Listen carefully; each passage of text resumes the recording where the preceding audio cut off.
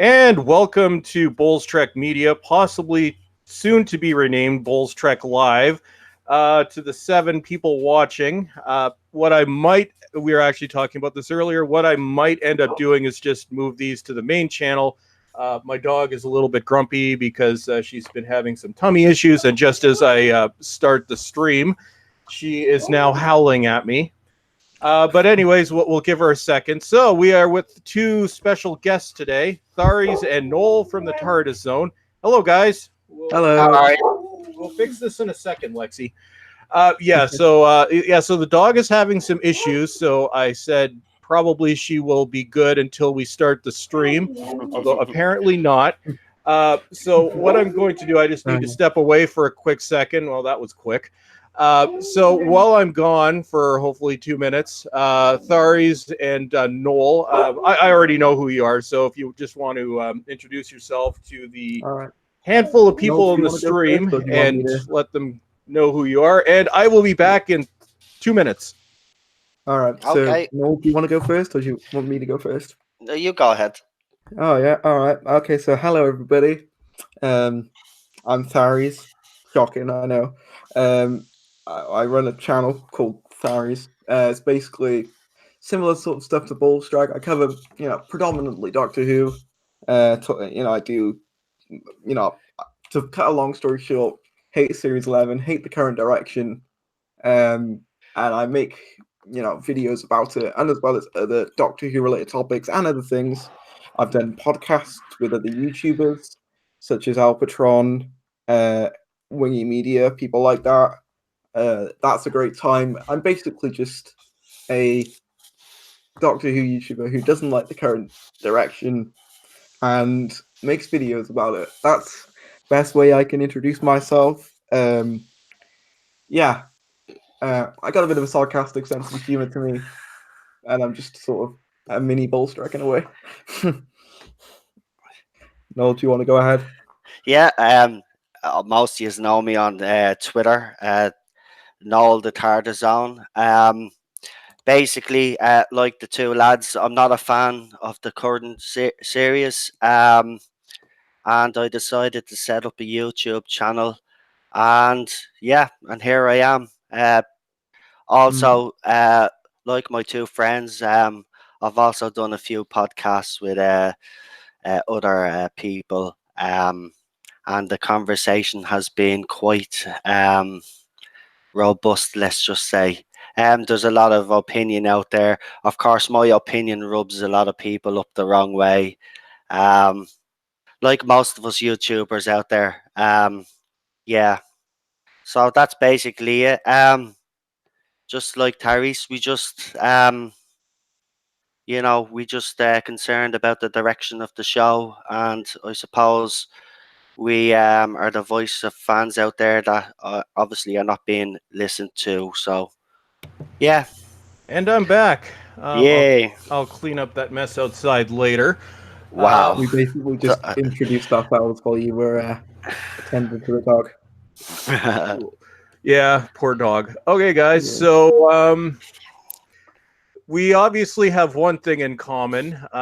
We tend to irritate people. I have hate threads dedicated to me, and just do a search of my name on Reddit, and you'll see there's a lot of love out there for old Bulls Trek. So, guys, the answer to this question is probably pretty obvious, but we'll start with Tharries. So, Tharries. Yep. What do you think there is any hope for Doctor Who at this point, or are you like me and think it's pretty much dead?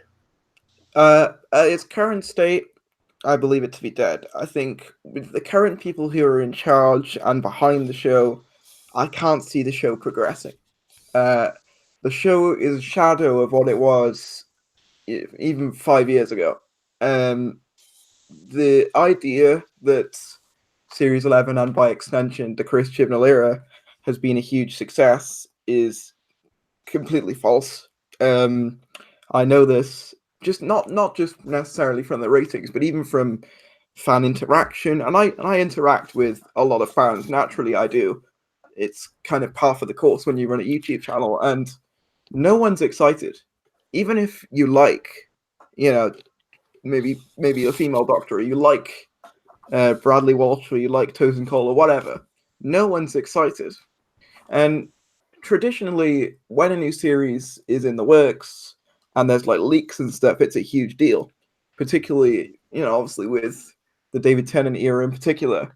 But I'm just seeing no buzz around the show whatsoever, and I think that's telling that despite the BBC's best efforts to get us hyped, they've completely failed. So no, under the current direction, I don't believe the show can work, can progress, and I believe in its current state, it is dead, essentially. Yeah, and I've been doing videos on Star Wars as well, and it's pretty much the same thing, where there is no interest in Episode 9, there is no interest at all in Series 12, and it's the interest just isn't there. Even the anger directed towards both of them is really just turned into apathy at this point. What do you think, Noel? Yeah, I agree. There's absolutely no interest for Series 12. They have tried to generate some hype. I mean, the Jadoon announcement, the hype around that, well, there was no hype around it, but they tried to generate some hype. They're deliberately leaking stuff out, false information as well. That seems to be Chris Chibnall's trend anyway. He comes out and says something, and then we find out that it's completely the opposite. Do I think this show can recover? I don't actually think Doctor Who is ever going to recover after this era, to be quite honest. I don't think those fans that have walked away will come back so easy, and it'll be a hard job for BBC to attract those fans back to the show. That's where I stand, and I don't think it's going to survive. I'd be honest, and I would say it's probably time to cancel it. That's Yeah. as far as I think it's done in its current form. Yes, it's done, but I still think it needs a few years away from TV to have a hope of any recovery. To be quite honest with you, Yeah. I honestly think a reboot at this point would probably be the safest bet. Like just adjunct from the main series, because the way the current series is at the moment, like you say, it's not going to be easily, retconned. Once a Doctor exists, it's very hard to make them not exist. If you know what I mean. Everyone knows that Jodie Whittaker is the 13th Doctor now, and Chris Chibnall is the showrunner, and it's going to take a monumental amount of work and effort to undo that, or at the very least, make people forget that happened. And our fan base is here. So right now the stream has 6 downvotes. Well, thank you to the haters. Now, I wonder which of us those were directed at. We'll see. It's not the main channel, so I really don't give a shit about the algorithm. But yeah, let's see how many downvotes we can get. We have 8 upvotes, so that's awesome. nice. Yeah, so trying to make a statement, guys. That's awesome, because this channel is buried in the algorithm and it makes no difference whatsoever. And I think what I am going to do, just because this channel is completely buried, is for upcoming streams, I am going to move these to the main channel, which I had said I wasn't going to do. But considering the other channel has 31,000 subscribers and this one has 609, and I also didn't post on this for 6 months, so even my 609 subscribers are not getting recommended feeds. So we're going to call Bulls Trek Media a fail, but we're continuing with the conversation. But we're going to do something again next week. I know Gary from Nerdrotic. I'm going to be doing a stream with him, so I might use that to actually launch the service on the second channel. You could even re-upload these at a later date on the second channel. Oh, yeah, I might do that. It will probably go up on BitChute as well, which is my I'm not monetized, so I don't have to worry about swearing. BitChute is my fuck you YouTube channel. Yeah, I'm subscribed to that one myself. Yeah. So it's a fun time out there in YouTube land. So Yeah. we got 14 watching now. Okay, so my stream with Chris on what was it, Monday, Tuesday, sometime this week. We got to 24. So let's see if we can make it to actually 30 people watching. And so feel free to swear because if this channel gets they can't demonetize me, and I can't have super chats anyway. So fuck YouTube. So Yeah, don't tell me Yeah. I could swear on this channel. You wouldn't yeah. want that. Trust me. I've Uh, plenty to say. oh yeah, no. Well, Oh, I've tried to cut down swearing in my videos somewhat. Although no matter what the context is, what the subject matter is, mm, YouTube has decided to demonetize every video I put up as soon as I upload it. And then whether I yeah. dispute it or not, it ends up getting Ridiculous. remonetized. Yesterday, for some reason, it was 20 minutes later, but generally it's right after the initial view surge has ended and nobody's watching it. So, Wow. I'm guessing that Brie Larson Jedi one got demonetized because oh, oh, YouTube doesn't really like it when you cover Brie Larson. I realized. oh yeah, no, actually, that one ended up getting remonetized, and I think that's the only Brie Larson video I have that's actually monetized because every other video has been designated it's not even not suitable for most ads. I can't monetize them. So yeah. Well, well, here's the thing. If Brie Larson does do Star Wars, there's only one reason why they put her in Star Wars, and that's to kill it dead. Finish it off. Bang. Oh, they're so clueless. Like Disney right now is clueless, and Yeah, nothing is too big to fail. I know. And Disney is batting 1,000 right now in terms of dropping the ball. That end game money is only going to go so far. Yeah, Because true. with Disney, you have Star Wars Episode 9, which I will admit if I'm wrong, but I think it's going to be a solo level of failure because there's so much anger, hatred, and apathy directed towards that. They Yeah. have the Galaxy's Edge theme park, which nobody wants to go visit. No, They it does look have like a wasteland. that disgusting situation last week with Yeah. Ollie, which that was probably one of the toughest videos I've ever had to make. So fuck you, Disney, for that. That was a Uh, great video, I have to say, It was. and fair play to you for covering it. And actually, it was actually quite weird listening to a calm version of yourself. But do you know what you did this is why I love your chat. You do the right thing, and you say what you mean, and you know what I mean. That the whole Disney situation. Disney at the moment is not doing itself any favors.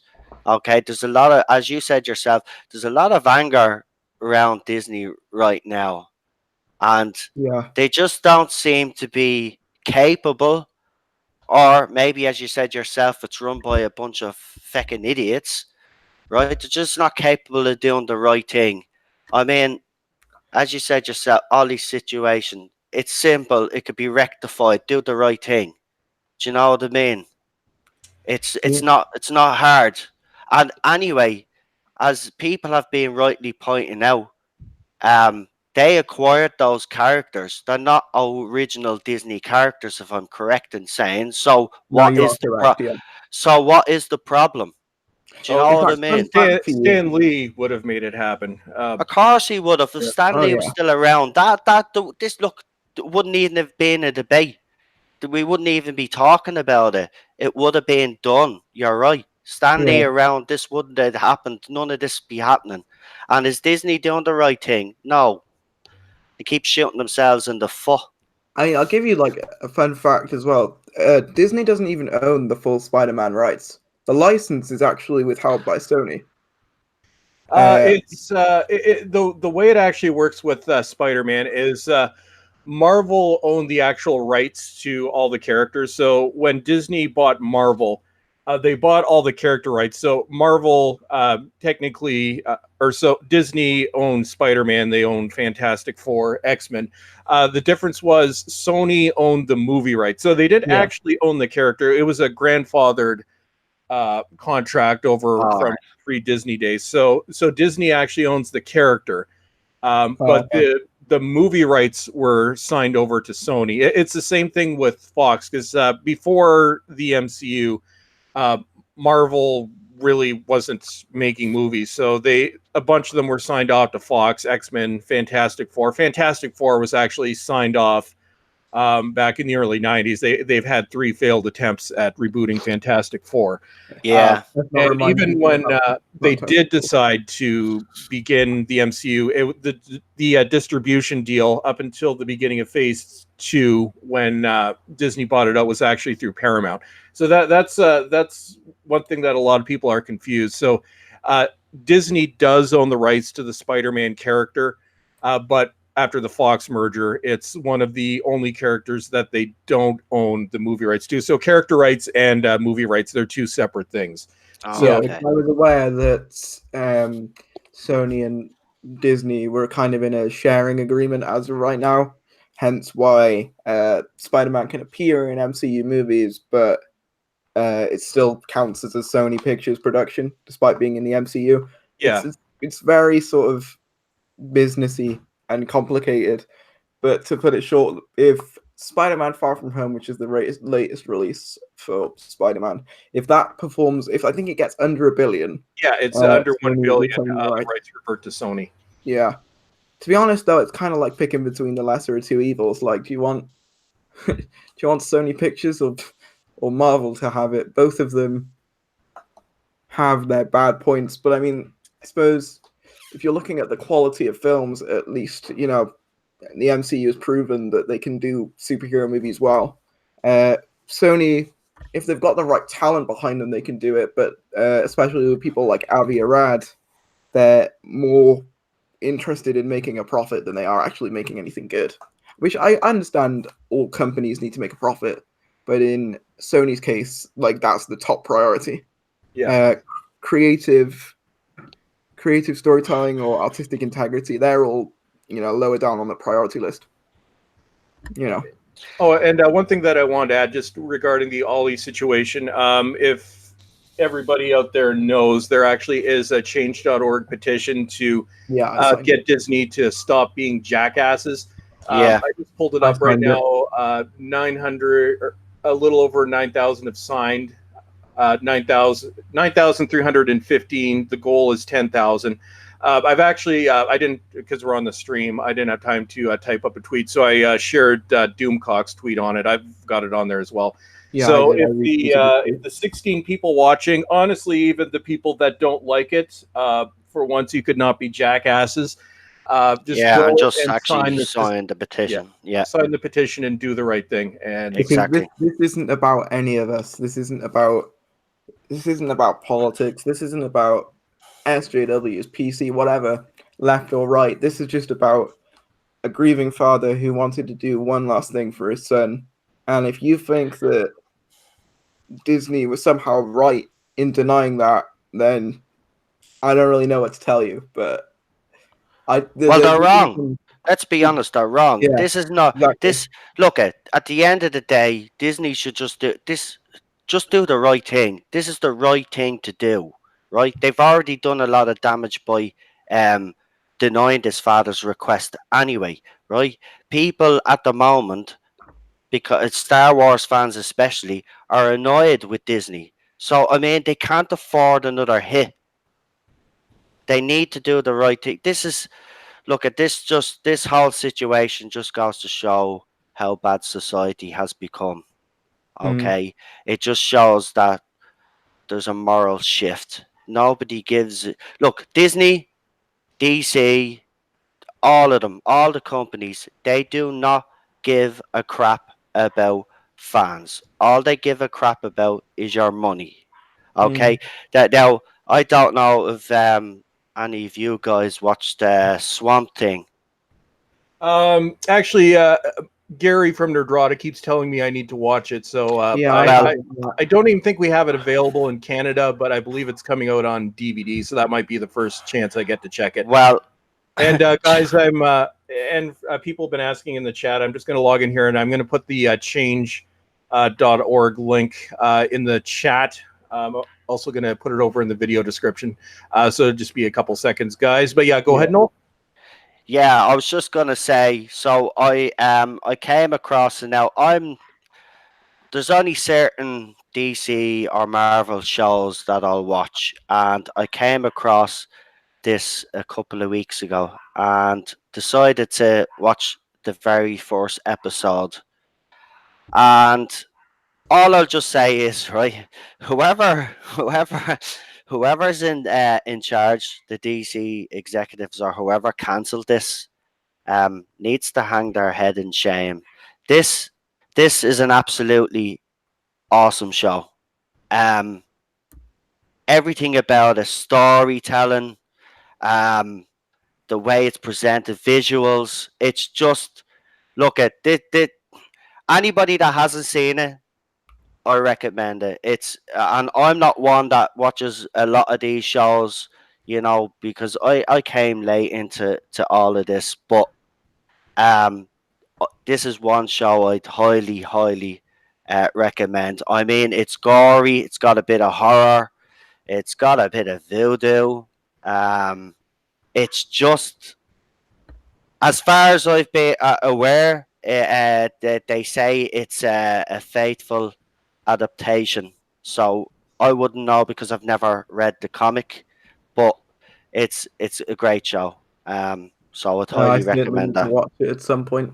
It's one of those things. I have a huge backlog at the moment of stuff I need to watch. I still need to watch years and years. Yeah, Russell T same as Davis's myself. series. I've still got the first series at Torchwood on Blu-ray, which I haven't even opened yet. What else do I need to watch? Timeless, Black Mirror. There's so much I need to get through, and I definitely will get around to it because it's rare now that you find good bits of television that aren't that don't exist to push your narrative, if you like. Yeah, Uh, but don't get me wrong. Swamp Thing isn't perfect. There's still a bit of the SJW narrative, right? To a certain mm. extent, but it's not in your face. Do you know what I mean? I don't mind it if it's The not in your story face. is far superior in this, whereas in Doctor Who Series 11, it's like the storytelling in that is less superior to the actual politics. The politics are forefront, whereas this, I really enjoyed Swamp Thing. I'm being honest, it's ridiculous that it was cancelled um, after the fourth series. Apparently, there was originally 12 episodes slated, but they got it down to 10. And now there's rumors of a movie. Is there? And yeah, there's rumors of a movie. To be honest with you, I don't want the movie. I want the TV show because um, apparently, right here's the thing: the DC executives apparently watched the first episode and didn't like the direction it was going in. Right, even though apparently it's, as I said, it's supposed to be faithful to the comic books. Right, this is how clueless these people are. They wanted it to be like a CW show. Right, they wanted it to be cheap. Because apparently the whole series or something. Um, I think it was 80 million to make the whole 10 episodes. Yeah. It Mm. was very expensive, like, to make this. I'm being honest with you. I haven't enjoyed the show in a long time since I saw this. I'm being honest. There has been nothing to look forward to on TV. I switched this Oh, thing true. on, and I'm being honest with you. I was watched the first episode, and I thought I'd only watch the first one I'd get. But you watch the second one, you watch the third one, and the cast in it is absolutely fantastic as well. There's not one bad thing I can say about the cast. It's perfectly cast. I'm telling you, those executives need to be. I don't know what if they could be fired or something, but someone needs to knock some common sense into them because they had a gem. They had a gem there. I'm being honest. This would have been the next big show on TV. I'm being honest. You just have try get it if you can. Ballstrek, try get your hands on it. Try watch it. It's well worth I'm, watching. I suppose it's like what we were talking about earlier, though. Like, it all comes down to money. Like with everything, these companies, they're only interested in the bottom line. That's the thing. And at the end of the day, to an extent, they're a business. A business has got to make money. Yeah, but But would it I not think, make more sense to make a show that fans actually like, grow I the mean, you fan think base, so. and they'd actually make more? They'd make more money in the long run. It's all this. This is what's happening now. There seems to be this short term plan, quick book.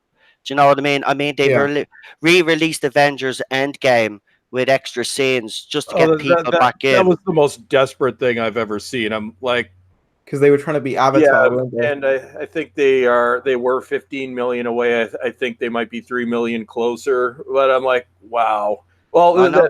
I've seen Endgame twice. I didn't bother seeing the re-release, No, I didn't. but Hmm. apparently the footage that they put in wasn't even finished. So I'm like, it was just panic mode. Okay, we've got to beat Avatar. I'm like, well, Wow. I'm like, well, for Disney, this Endgame right now is kind of the only good thing they have going for them. Yeah. Disney is completely creatively bankrupt. They're remaking. They're down to doing live action remakes, Yeah. classics. Yeah, I saw They're the announcement destroying for the everything else they Mulan own. remake. The Mulan remake they're doing. I saw that trending on YouTube. I personally hate the remakes. I haven't even. The last one I went to see was, I believe it was the Alice in Wonderland one, like one They, of the first ones. You know, I all, didn't. all I've seen are honest trailer. Yeah, I watched Reviews those. on I them. did. I have no interest in. Actually, I don't really have any interest in anything from Disney at the moment. No, I'm the Problem same. is, for me, is that I'm a massive Marvel fan, so it's kind of that catch-22. Do I go out and see these movies and enjoy them for what they are, knowing I'm giving money to to a corporate entity that in the long run just wants my money and Yeah. won't care when I hit the grave, or do I not support these movies but then potentially miss out on some of my favorite characters being on the big screen? It's a conundrum, really. Well, here's where I stand on it. I remember the whole uh, Gillette controversy, right? Oh Oh yeah. god, I said, yeah, They yeah. Well, monetized I videos. said I was gonna. I said I was going to boycott Gillette razors, and I have. Right. I said after this Ollie situation that I was gonna boycott Disney. I am. I'm not gonna watch the new Spider-Man movie. I'm not gonna watch anything until Disney does the right thing. I know people might say, you know, like it's not gonna make a difference, but If enough people do it, they will. it's yeah, enough people do it, but I'm also a man of principle. I'm sorry, but this is wrong, and I felt so strongly about it. You know what I mean? It's I don't know. This just society is going the wrong way, in my opinion, and we're heading for dangerous territory. To be quite honest, and there will be no TV show, there will be no movie that will be safe in the next few years to come. Everybody thinks it's bad now. This whole situation, this is gonna get worse. Oh Everything's yeah. gonna get worse. It's not getting any better soon. I thought this was a fad, like most of them. They come and go. This is not yeah, going anywhere soon. This is sticking around. And the funny thing is, it's a fad that it's failed uh, Yeah, over and over yeah, again. The only reason Captain Marvel succeeded was because it was sandwiched in between two of the biggest movies in history. But yeah, yeah, I kind of agree with you, Noel, because I have up until Captain Marvel, I had seen every MCU film in the theater going back to the Paramount distribution days, and Captain Marvel, I I didn't have any interest in seeing it. I've saw Endgame twice. I am probably not going to see Far From Home just for the reasons that you're the same reasons you were just referring to.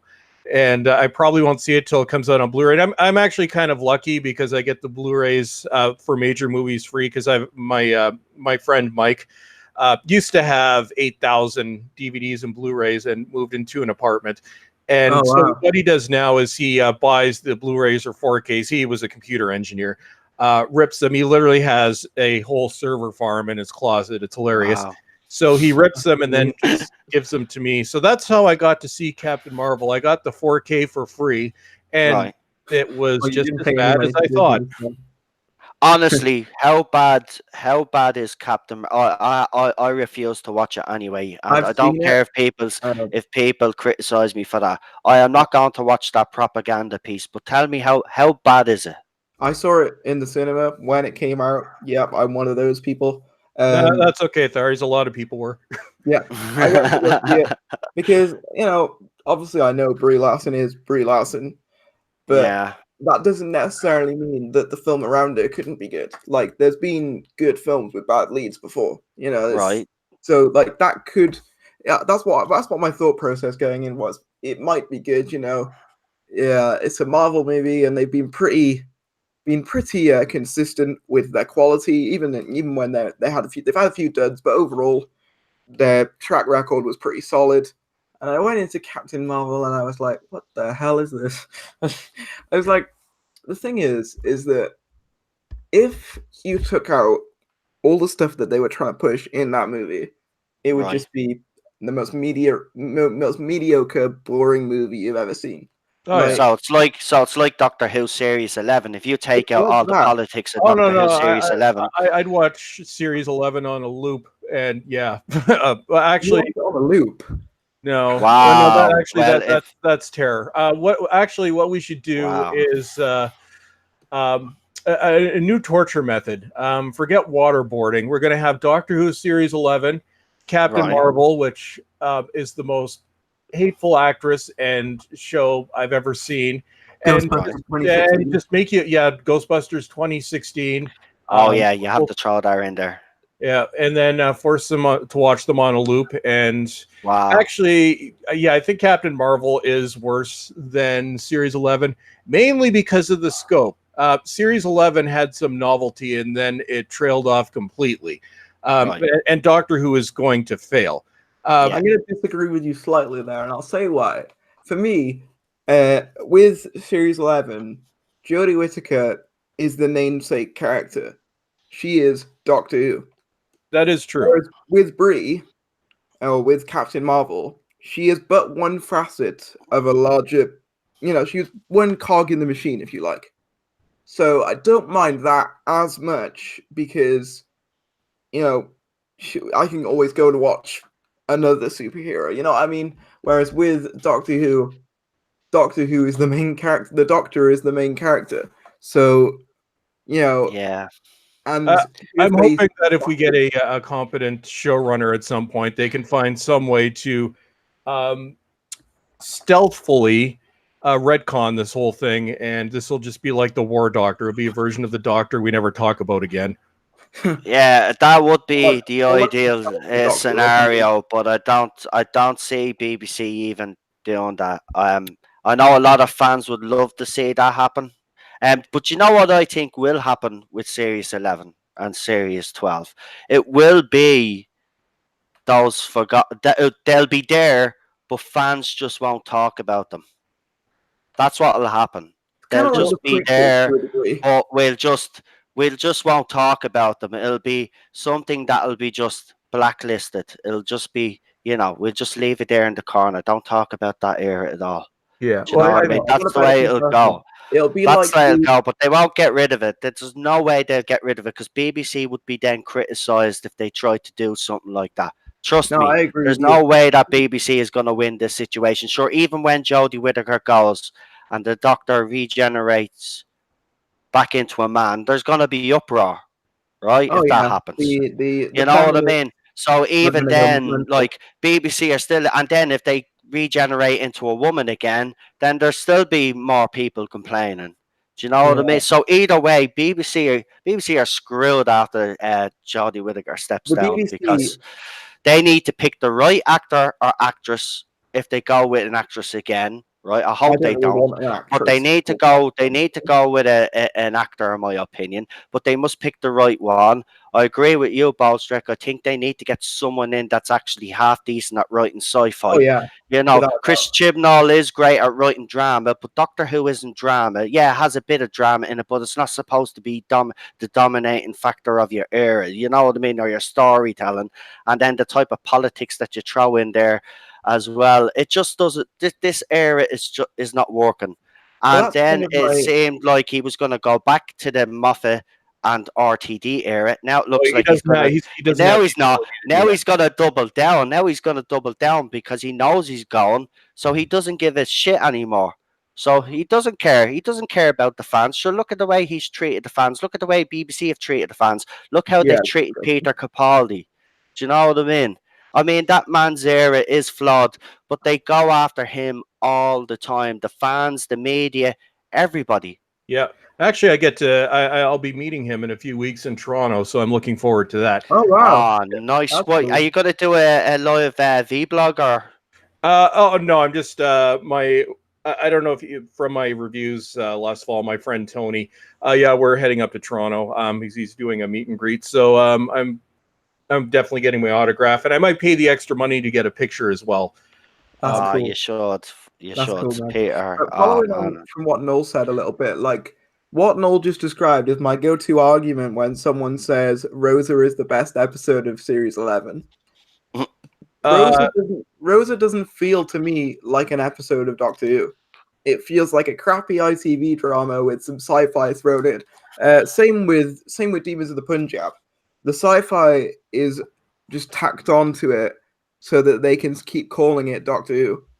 If you well, remove the those the closest thing we got was Kerblam to something that actually felt like Doctor Who, and it felt like a terrible Doctor. Yeah, yeah, it yeah. wasn't And, a and good you know what? I episode. actually said this to the wife at the time. I was actually looking forward to that episode. That was the only episode, that and Arachnids in the UK were the two, because of the names of them, were the two Yeah, yeah. episodes that Before we knew about Trump. I actually had high hopes that were actually going to be decent Doctor Who episodes.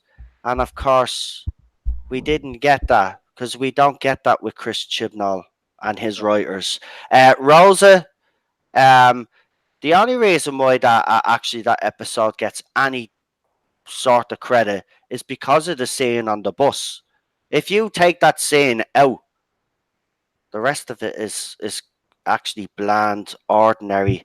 I mean, there's no point. I mean, the villains. We get like we keep The bringing up the space villains, but races. what? But I mean, yeah, space. I know. I mean, and he thought that was clever. A guy's only motivation is racism. Yeah, no And then backstory, people no nothing. criticize then about when we talk about the reverse racism that goes on, and there's no such thing as reverse racism. There Oh, is, yes, you there is. nuts. I live in Canada. Racism I can works tell you both for sure ways. there is. Of course there is. You see it, it's Yeah. going on right now. It's going on in every movie. You see, there's an attack on men, white men, and I don't know what. I look, people can deny it. It's happening, right? You see it. Okay, you see it. You see it on YouTube. You see it on Facebook. You see it on Twitter. You see these people, right? You see tweets all the time. These people attacking people because they have a different point of view, and it's quite sickening what's going Yeah. on in around the world right now. I've actually checked it up. The suicide rates in my country, right? In young men has jumped And you they won't twofold, report it. Oh, and they won't. it's worse in Yeah, Canada. I know. They won't report it exactly. It's all hidden under. And you know why it's happening? It's happening now because young men, all they're hearing all the time is how bad they are, right? How bad That men they're are. this, Yeah, no, I that, agree. and how they should behave. That they're not. That this is not the way a man should behave. Now you have to behave the way we tell you to behave. They're being modified, right? And it's happening with girls as well. I'm going to stick up for the girls here as well. They're under a lot of pressure too, right? Because then they're walking around then with their heads full of all this crap and then all this safe space crap because they're told that men are bad. You know what I mean? So they're constantly looking over their shoulders all the time, and Yeah. you know what I mean. But the suicide rates amongst young men around the world, in my country, as I said, it's twofold. You said it's worse in Canada. I don't know what it's like in the UK. Tyrese, I'll what's have it to like? check I mean, I Wales say and it's high in the UK too, and you're right. It doesn't get reported. It's swept under the yeah. carpet. I'll give you a good example of a news report I heard a few months ago. I think it was somewhere in Wales, like North Wales. I'm from Mm. Wales, by the way. If you didn't clock onto that, but I'm from Oh, Wales. yeah, And you're from there the home of Doctor Who. Oh yeah, I I'm think we from discussed the this home on of Doctor Under Who. Rocks. Mhm. The home of Doctor Who. But there was a news report of a black kid getting attacked by some white guys got Yeah. like tons and tons and tons and tons of coverage. Like every newspaper article, every news outlet, everything you could possibly think of, they covered it. And the same thing happens a few weeks later to a white kid being ganged up on by a bunch of black people. No coverage whatsoever. The only reason I know about it is because I was told about it by a family member. That's the only reason I know. That's how bad this is now. Because they are so desperate to push messages that they will hide the truth from us if necessary. So, more than ever, I would say take what mainstream media and media in general, honestly, take what they say with a massive, massive, massive, massive, like the biggest grain of salt you could find, because you're not going to get the whole truth from media outlets anymore, because they're pushing certain political narratives that they want you to hear, and it sucks. And Yeah, sure. it Look what sucks they've done with because YouTube. They've changed the exactly algorithm, look at affecting Ballstrick's channel and people like him, yep. right? I They've mean, look at also protected Brie Larson as well. Rotten Tomatoes have actually changed their whole rating system. There, you can see it. It's actually happening that this type of ideology, these type of politics, they'll do anything to get them out there. And if that means stepping over the likes of Ballstrick or other big YouTubers like that and people that are for freedom of speech, they'll do it. They don't care anymore. We're yeah, in because a Google society being now. like We're in a society now where free speech is just a sentence now. It's not. It doesn't mean anything no. anymore. It Google's been doesn't. on a huge like wrong think purge recently. Like channels who say what Google doesn't want you to necessarily hear don't get any traffic whatsoever. And Um, come here, this whole thing with the media is not a new phenomenon either. This has oh been no, going on with the media for decades. Yeah. The media have manipulated stuff for decades, okay? And anybody that doesn't think that, and there's still people out there, right? For example, right? Now, this is going to cause a little bit of controversy, but I don't give a crap, right? Donald Trump, right? He's the most controversial figure at the moment, right? On social media, everywhere around the world, right? Now you'll have media reports, right? So there was one, I think, was it last year, where they tried to make out that the Prime Minister of was it Sweden or something, his wife didn't shake Donald Trump's hand. She ignored him, right? So they put up this like 15-second clip, and it does actually look like that she ignores him. But then someone then puts up the full clip, and you see that she actually goes to shake the first lady's hand, and then she goes back and shakes his hand. But it's just the way they've manipulated. It's the same with the yeah, Gulf War, CNN, all those big news stations were all manipulating the news to get the American people. They do it all the time. Whenever America wants to go to war with someone, the media is in overdrive. You get the oh yeah, whole propaganda. They throw it out there and they say, "Oh, look at this." Do you remember the most famous one where they got this girl to say that she had seen babies being taken out of the incubators and all this and yeah.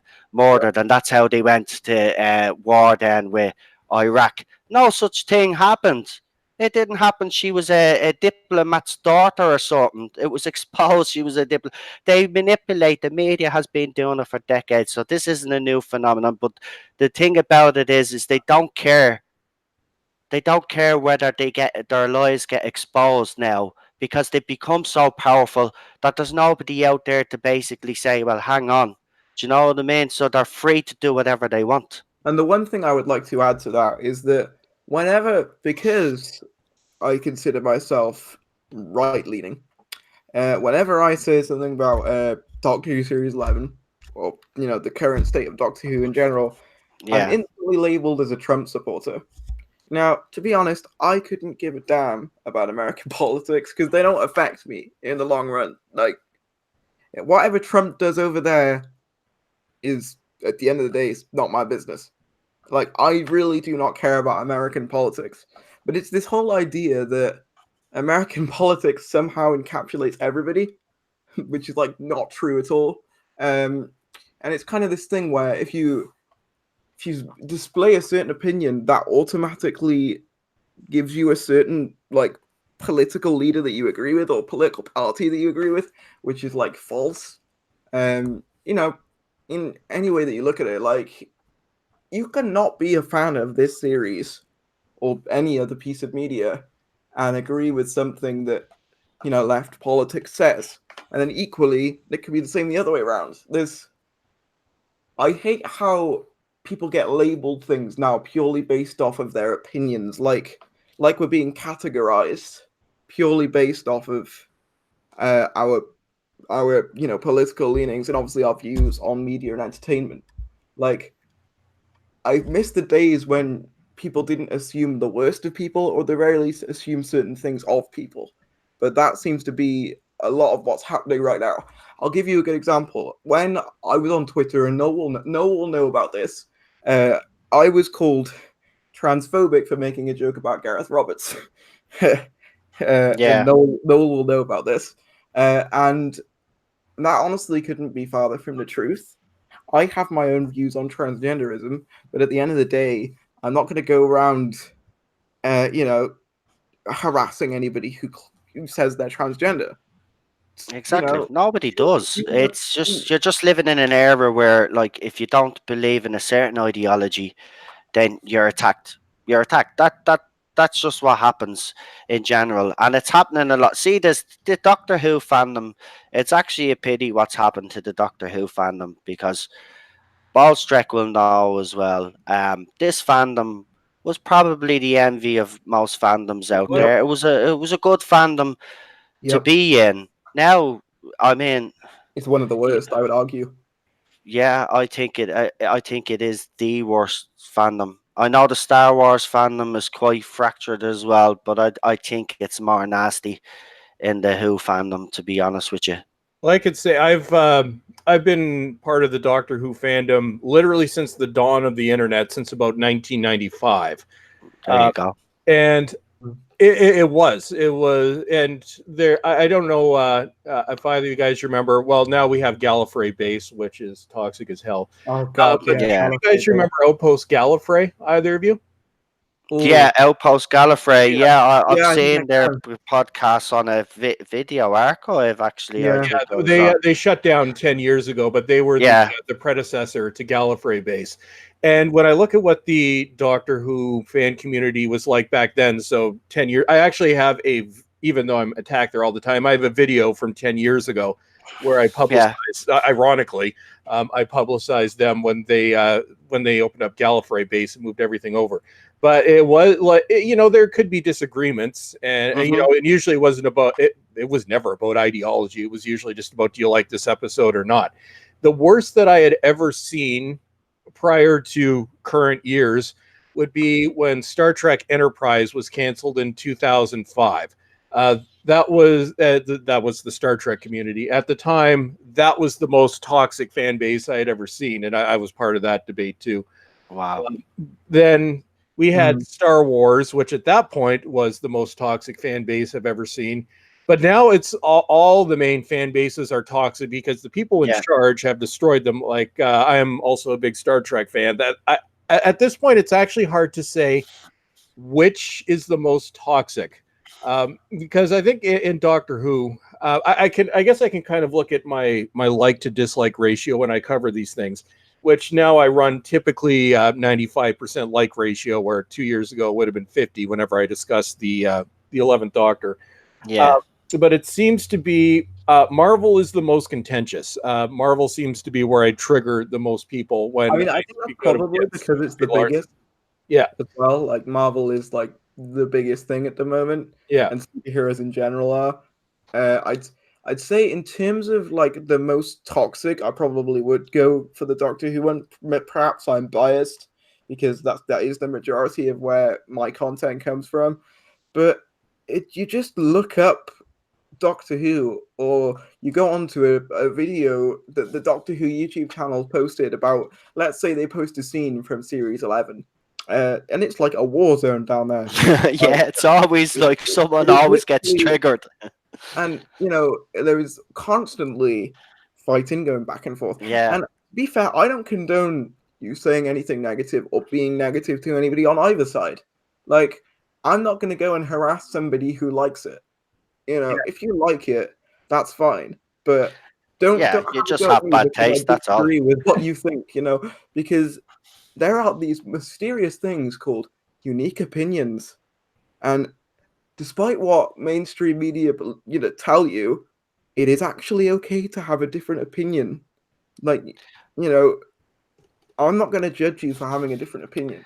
I don't Will think you most stop people would. short? Tim Miller has come out with some crap. Now he has. Tim Miller Oh, said, the "Oh, like, Terminator. yeah, if Yeah, you're a that video is closet, coming later today. if you're a closet misogynist, she'll scare the fuck out of you." Tim Miller on why Terminator Dark Fate will have internet trolls shaking in their boots. Internet trolls. See that word? That Yeah, word they very cleverly People who inserted disagree with. in a few years back, and everybody uses it now on a fan that has a different opinion to everybody and else. it was the same thing with the Ghostbusters movie. If you remember, Yeah. they have an entire Leslie scene. Jones had a bad meltdown over that. They Oh, have an she's had a entire few. scene dedicated Yeah. to a guy who came from his basement, and they knock him out, and that's portrayed like a heroic moment. And I'm like, but regardless of whether he is basement dweller or whatever you call him, you still just knocked a guy out. Like, since when did that become acceptable? Because they have a different opinion, or they are quote unquote basement dwelling. It's I think that people just need to get a grip, realize that not everybody is going to agree with what you think, and just suck it up, realize that people do have different opinions, and move on. Like, Yeah, but here's the thing, right? They had an opportunity with Ghostbusters 2016. They ignored the fans when the fan says, "Yeah, we don't mind women in the Ghostbusters team, but let's have a few men in there too, right? Let's balance it mix it out. up a bit, right?" But they didn't, right? They went full woke, right? Now I watched that movie, right? I gave that You movie did. a chance. I really did. I watched it twice. I'm not gonna lie. I watched it twice, and there was nothing in that movie that made me think, "Yeah, great job." It was bad. Even the jokes in it were Yeah, even just Chris Hemsworth couldn't save that movie.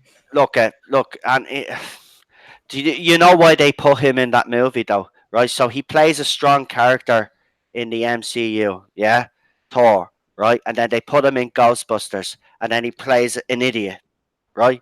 That's exactly why they did that. They put him in there because he was iconic. He's a strong male lead. You know what I mean? So we'll whack him in. We'll make him an idiot. Everything about that movie was politics. And the reason why it failed was because the cast and the director came out and attacked fans and said that anybody that hated this movie was basically racist, was misogynist, and all this other crap, right? And the movie Mm. bombed. It bombed, right? And now we're getting this Ghostbusters 3.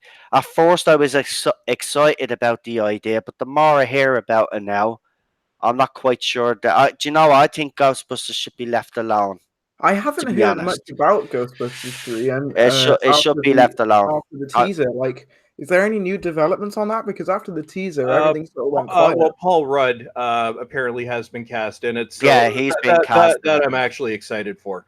Yeah, Uh, and Janine is coming back as well.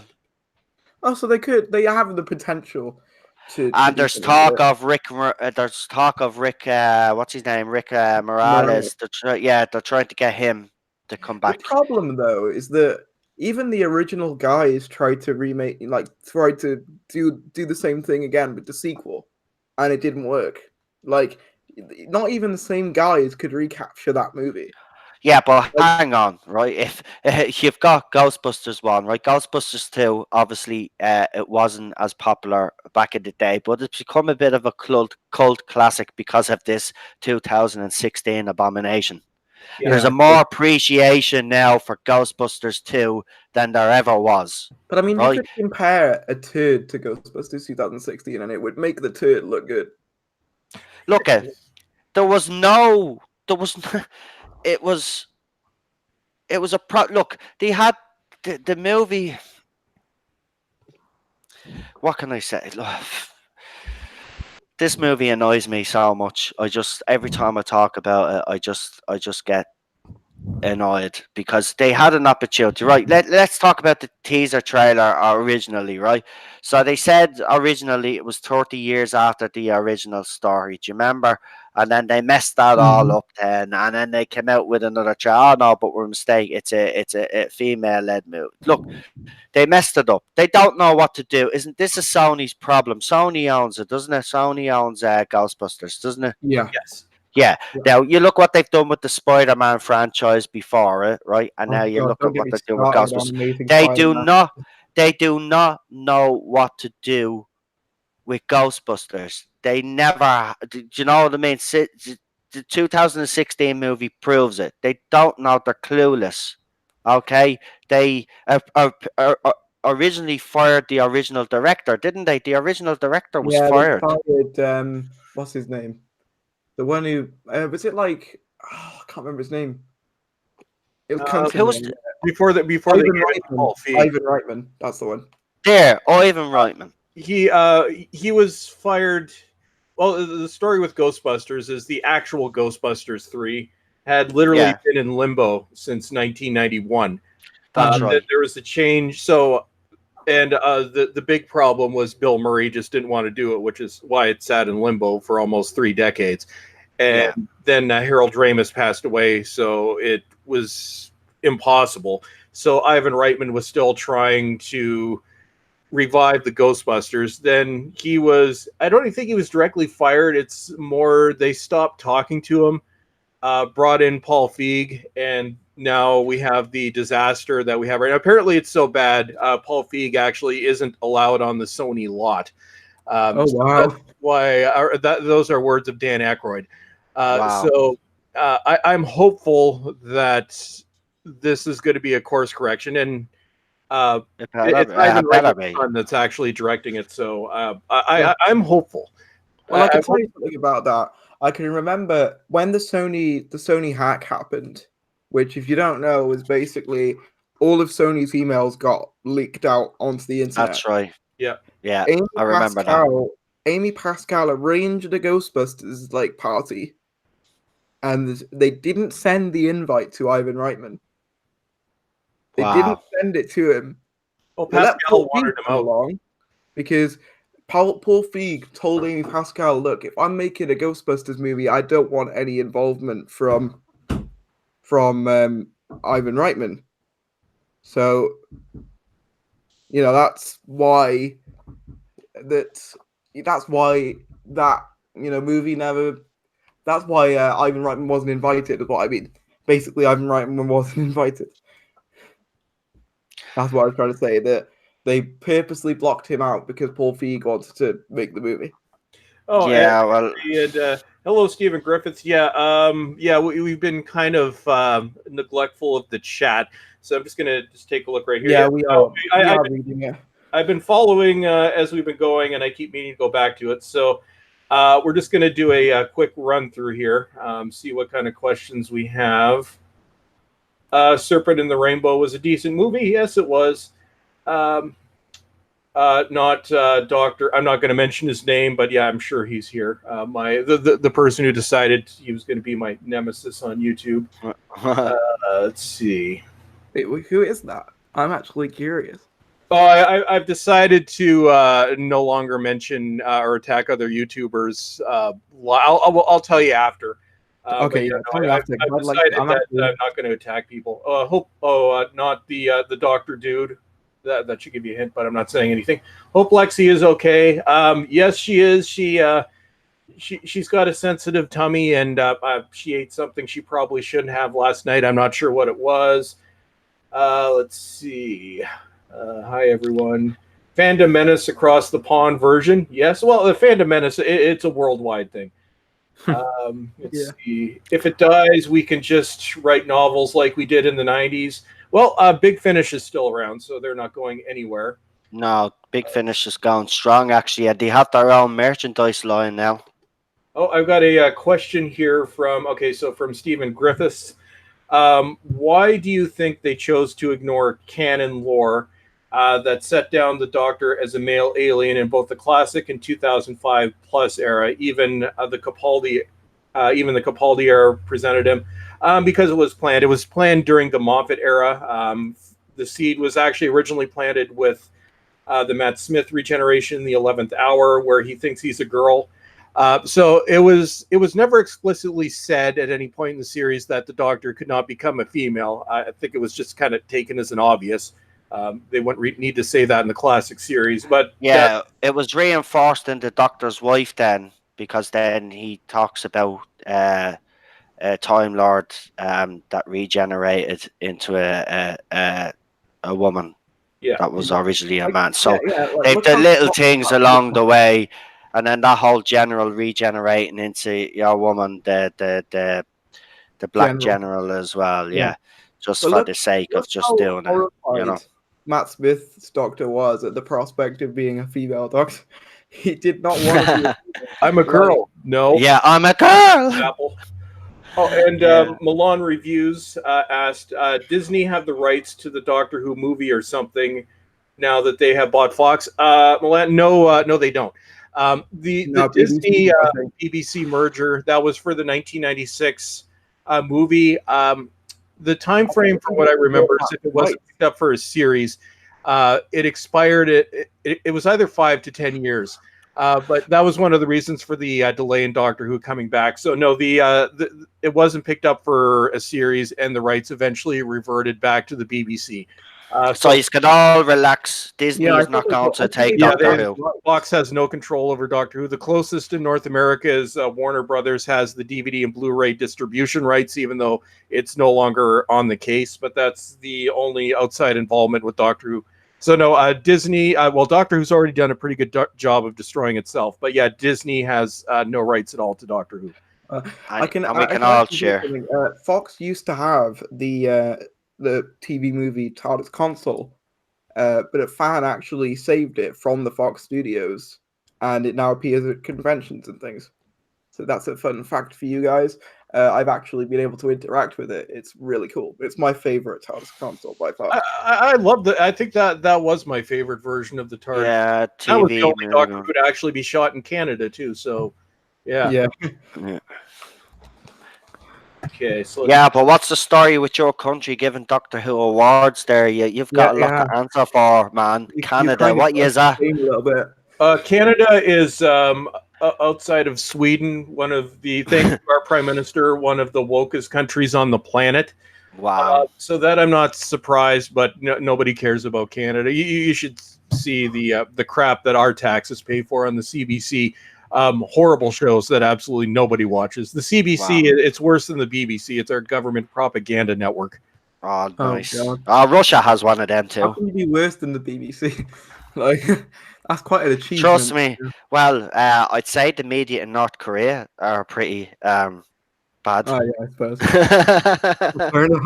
Well, Canada has become kind of a what I will call a woke dystopia since Justin Trudeau was elected back in 2015, and even somewhat before under our previous prime minister, who was a conservative, but he didn't care one way or the other. He just kind of turned a blind eye to it. Yeah.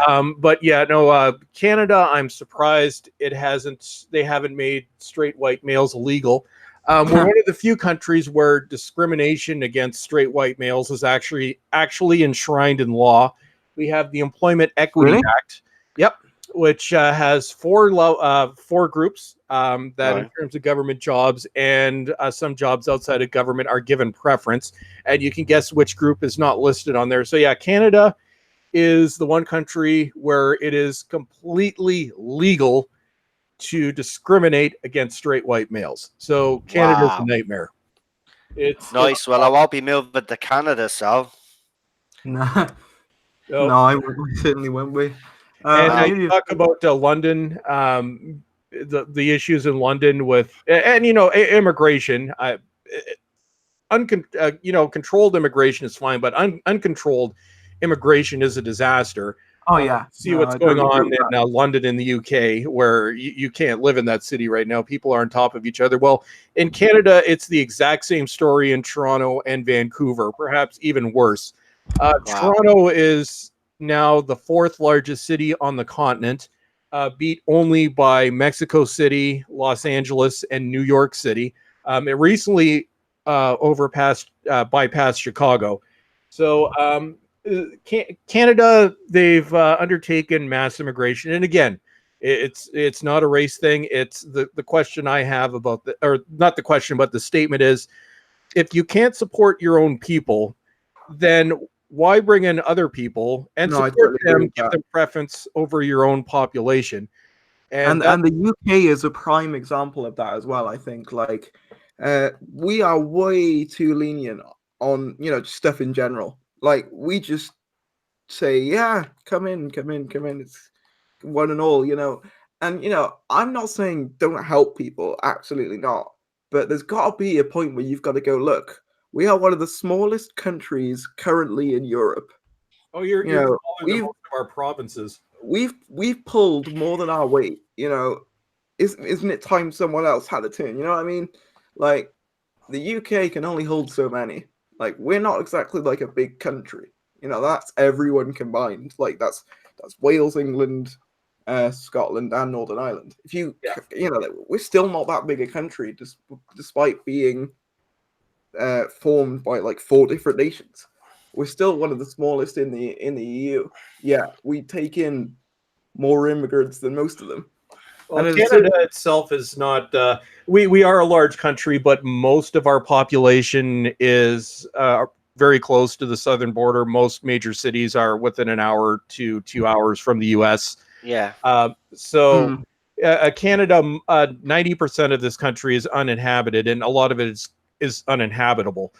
Yeah. So it's the same thing where Canada, it's being spread to the cities, but the problem is, even though our biggest population center is Southern Ontario, which is where I lived for many years. I'm Northern Ontario now myself, but a small area which is now the Toronto area, which we call the Greater Toronto area, with adjoining cities, where the entire population that's being imported is being brought there. Same thing is happening in Vancouver, is the other major spot. Vancouver is our third largest city, all Yeah. well over a million. But the issue with both Vancouver and Toronto is because they have brought in so many people. The cities they're completely overcrowded. I was in Toronto last week, and we have there's an expressway that at one point is 24 lanes wide, Wow. called the 401, and that is completely clogged. The city, you cannot afford to live within anywhere near the downtown area or even surrounding areas. The average price for a home is $1 million, well, over $1 million. You're Yeah, it'd be the paying same here in $1,500 Dublin. a month. Yeah, and it's unaffordable. Yeah. Paul McGann, is the doctor says, so Canada is basically screwed.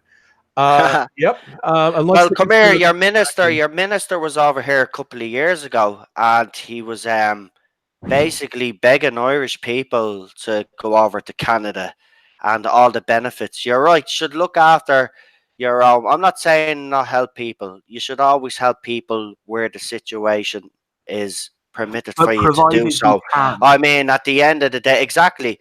I mean, at the end of the day, if your country is struggling at the moment to house its own people, like it is here in Ireland, and I think that's the same around most countries around the world, but yet then you have the European Union forcing their country to take in a lot of refugees, but yet we've got thousands of people in hotels and we've got thousands of people living on the streets.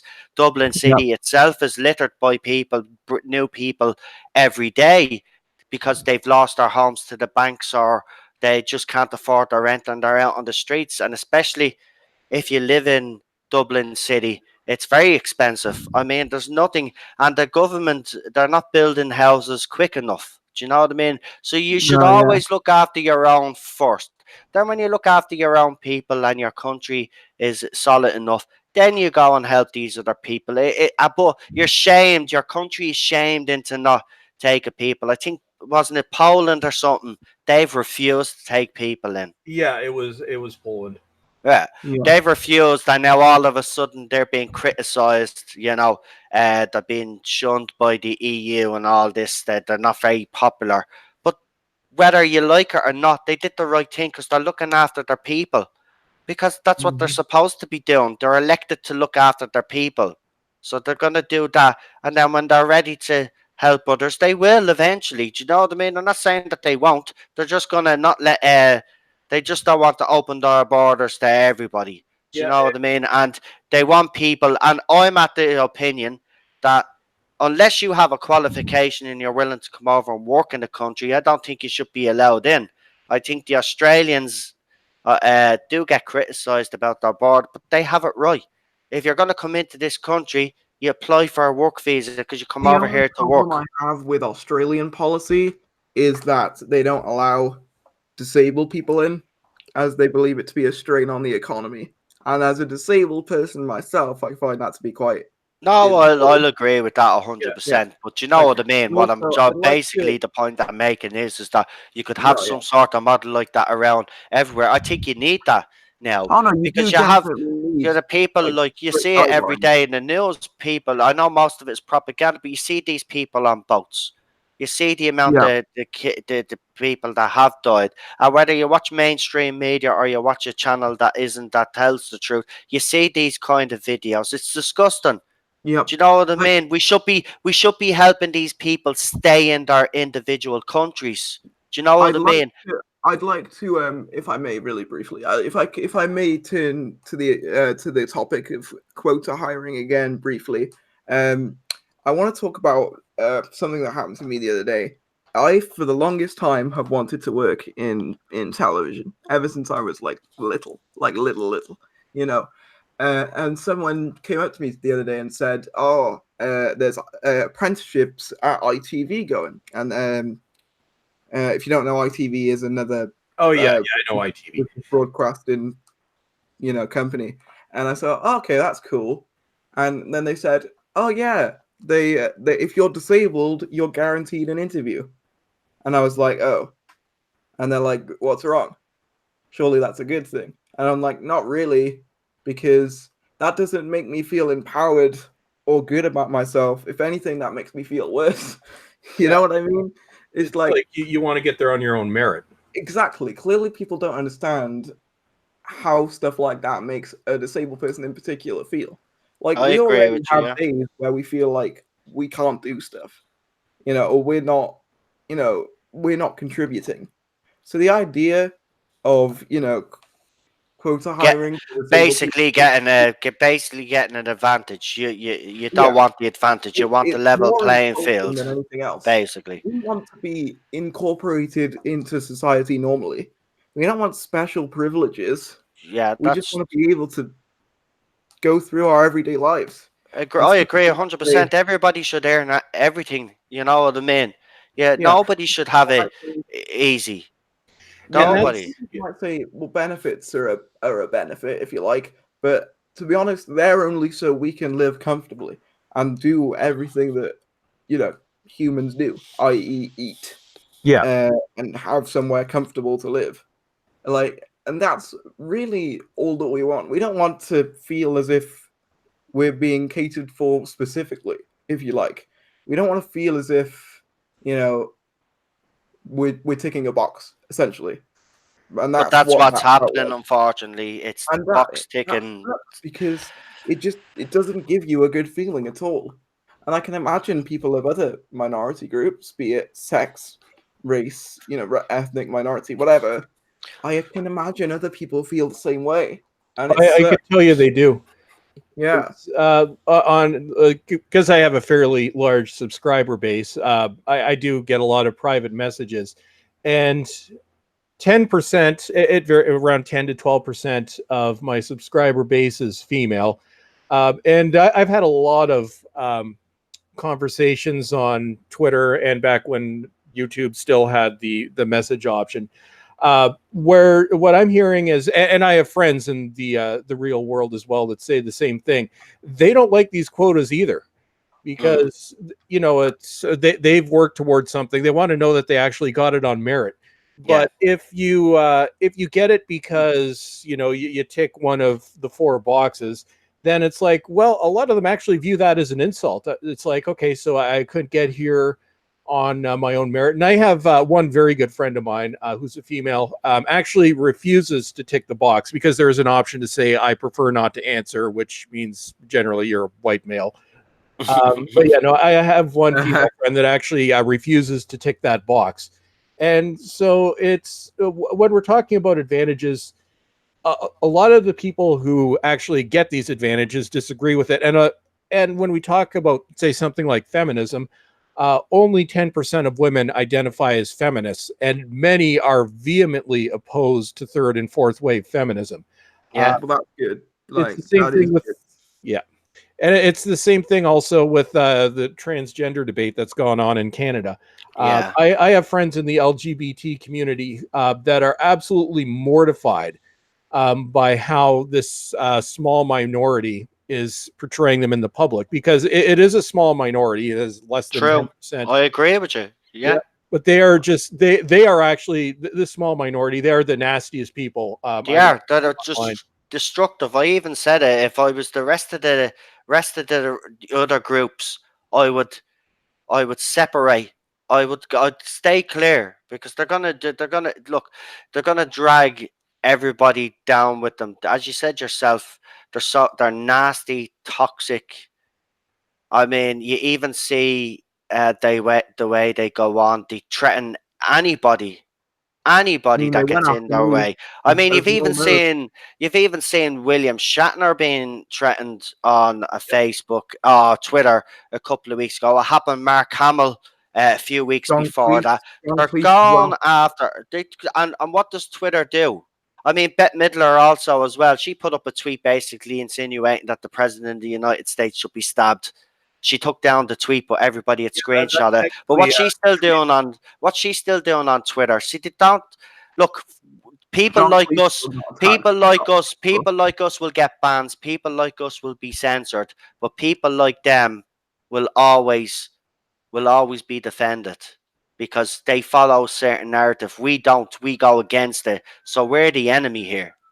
But I think the thing that might help us in the long run is that sooner or later we're going to be considered counterculture.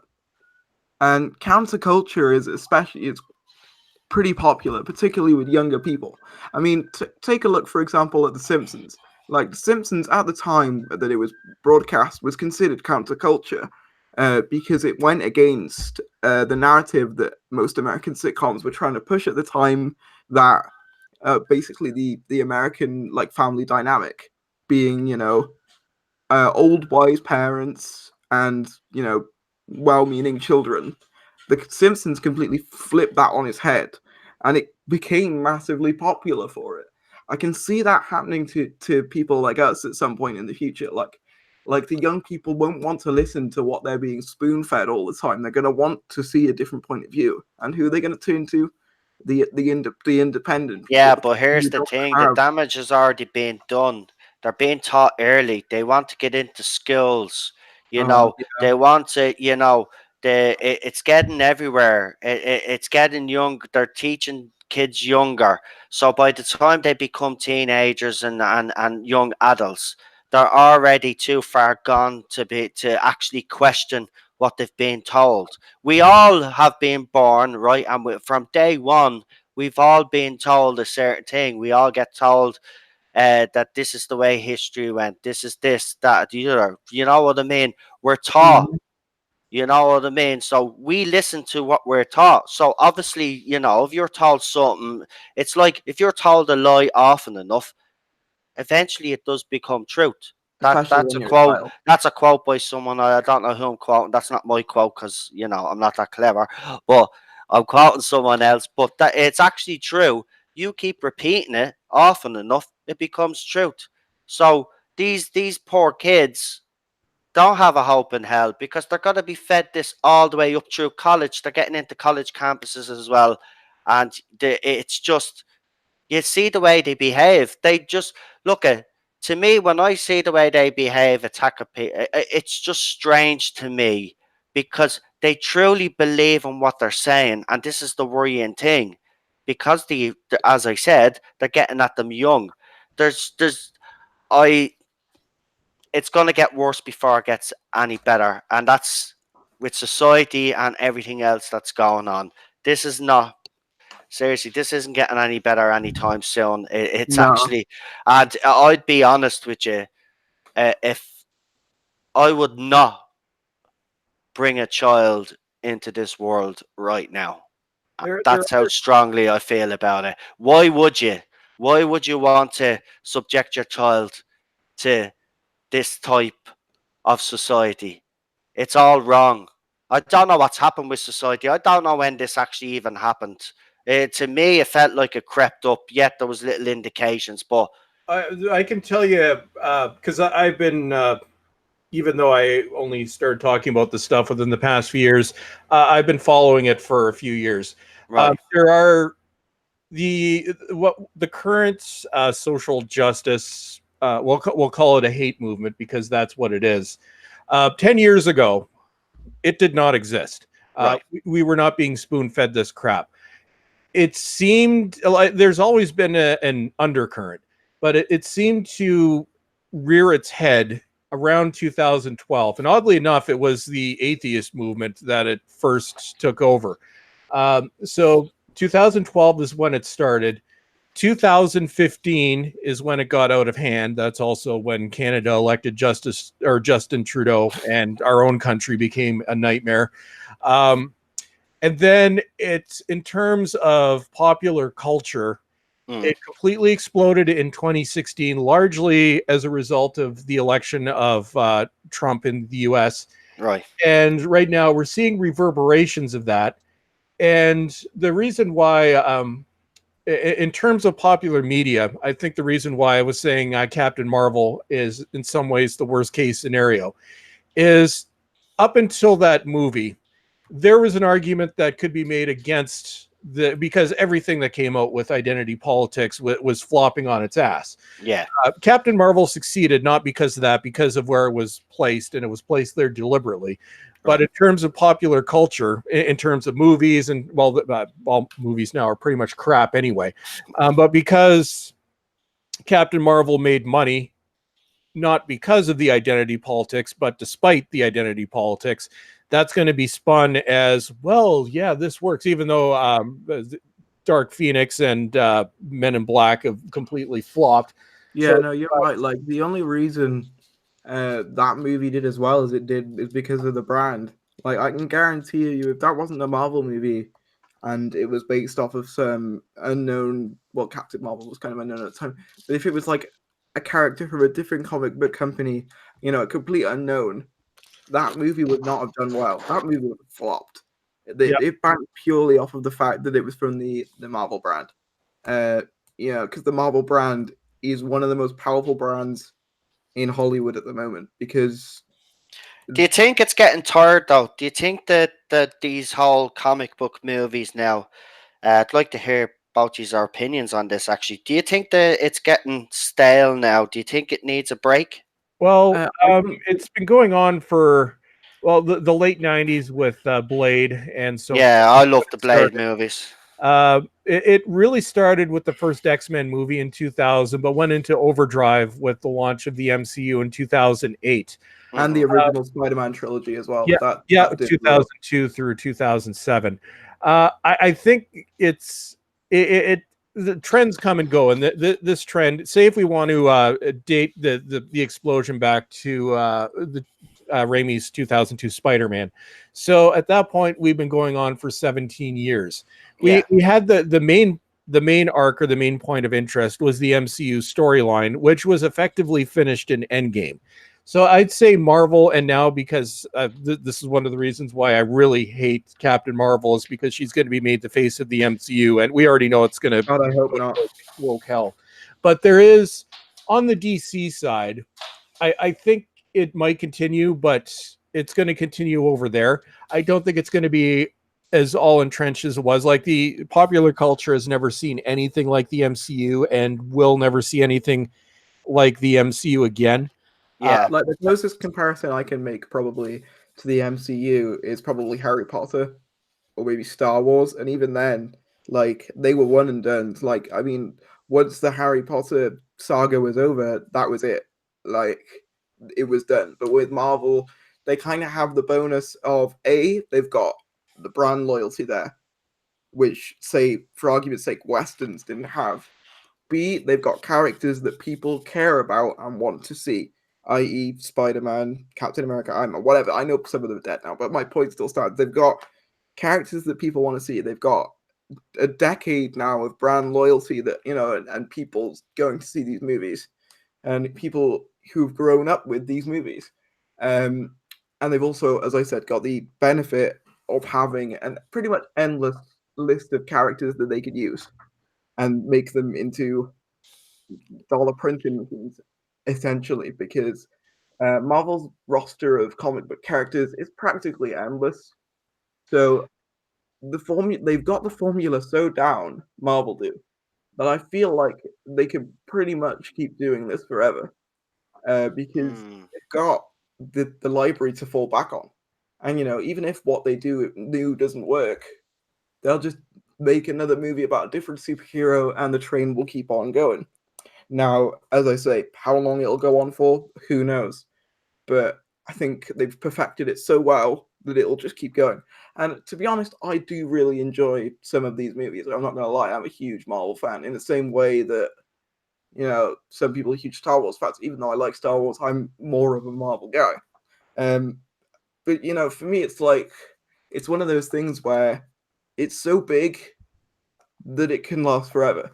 It's a lot bigger than, I mean, in terms of scope, it's one of the biggest, if not the biggest franchise we've ever seen, because unlike Star Wars, they're not original characters. They're characters that people already are familiar with. Yeah. So the public already know who they are. Plus, the Marvel brand, as I say, has become such a titan at this point, and they make so much money that Hollywood will do anything and everything to keep them successful. Well, I think what DC has done now, they've done they're doing their new Joker movie. It's going to be on the, I think they've called it the Black Universe or something. It's going to be more kind of darker, R-rated movies. I have to say, I'm actually looking forward to the new Joker I'm movie. sure that'll be great, but like the problem with R-rated movies is that they don't have the same wide appeal that something like a Marvel movie does that the entire family can go see. With an R-rated movie, they can only be seen by 18 and up. I slightly disagree with that, because Deadpool is the perfect example of an R-rated movie that actually attracted a lot, even though young people weren't supposed to be going and seeing it. Let's be honest, a lot of people did go and see the first and second Deadpool movie. That movie did well, though, is because it was a Marvel character. Even though it wasn't part of the MCU necessarily, it was a Marvel character. And as I say, the brand loyalty for Marvel is massive right now. I mean, take a look at Venom, for example. Venom was not an MCU movie, but because of the way it was marketed, because of having the Marvel logo at the beginning, even though it wasn't the Marvel Studios logo, it was the Marvel logo. Audience don't know the difference. I think the point I just tried to make is I think the R-rated movies are the way to kind of keep it fresh. I don't know. I think like this phase 2 or whatever it is of the Marvel universe whatever, phase 3. That's, what, I really don't give a crap anymore now. I've actually totally lost interest. See, I think it has gone on long enough. And do you think, in all honesty, let's be real here, are they going to be able to keep fans attracted? Because for the simple reason is, let's think about it, most of the main characters that we have been watching for 10 years are gone now, right? They're not coming back. Some of them are not coming back. Yes, Black Widow is coming back and stuff like that. But will they have the characters that they actually have? Will there be enough of a draw to get the Marvel? I know they haven't even added in all of Fox's characters yet. Yeah, that's what I was about to say too, because they now own the film rights to everything that was owned by Fox, so they can hopefully for the fourth time they can reboot the Fantastic Four in a way that isn't a complete catastrophe. Although you can't get worse than Fan Four Stick. Jesus! And the X-Men will eventually be rebooted. I think Dark Phoenix left such a bad taste in so many people's mouths that's at least 5 years away. Wow! But we will have the X-Men.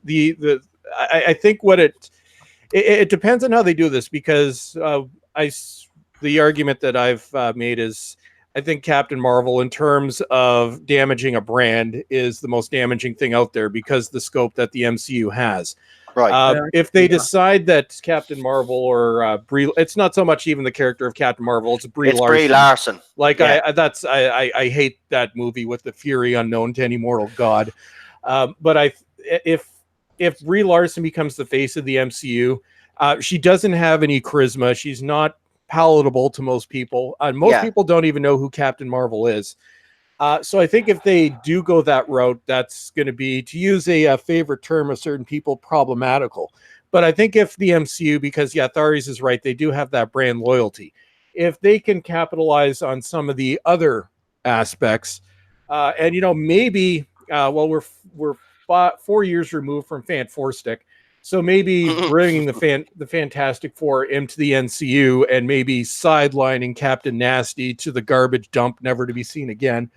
Um, So I who do think you want to be face of the? Who do you want to be the face? Obviously, you don't Yeah, want I Brie thought Larson they to were be the kind of face. So who using do you Peter want to be Parker the to face do of the universe to move forward? see, Who has the charisma? I don't even know if necessarily it needs a face. Right. Because there are so many characters where when you have one overarching character, you can get burned out on that as well. Yeah. So I don't think the other phases had necessarily an overarching character. They had the main ones, but they Yeah. weren't necessarily one character. Like there was, for example, I think phase 1 to 3, it was mostly Well, you'd Iron say Man. Robert Downey And Jr. was probably the face. Let's be honest, because he was everywhere. I I kind think of they feel like do kind of Robert have a Downey face, and and I think Chris Robert Evans. Downey Jr. was the guy, the go-to guy. He had a big pull. I I mean, mean, yeah, but I he's would the say, superstar. Let's be honest, he was the I mean, superstar of I would also say though that that whole franchise. Chris Evans also had a huge pull.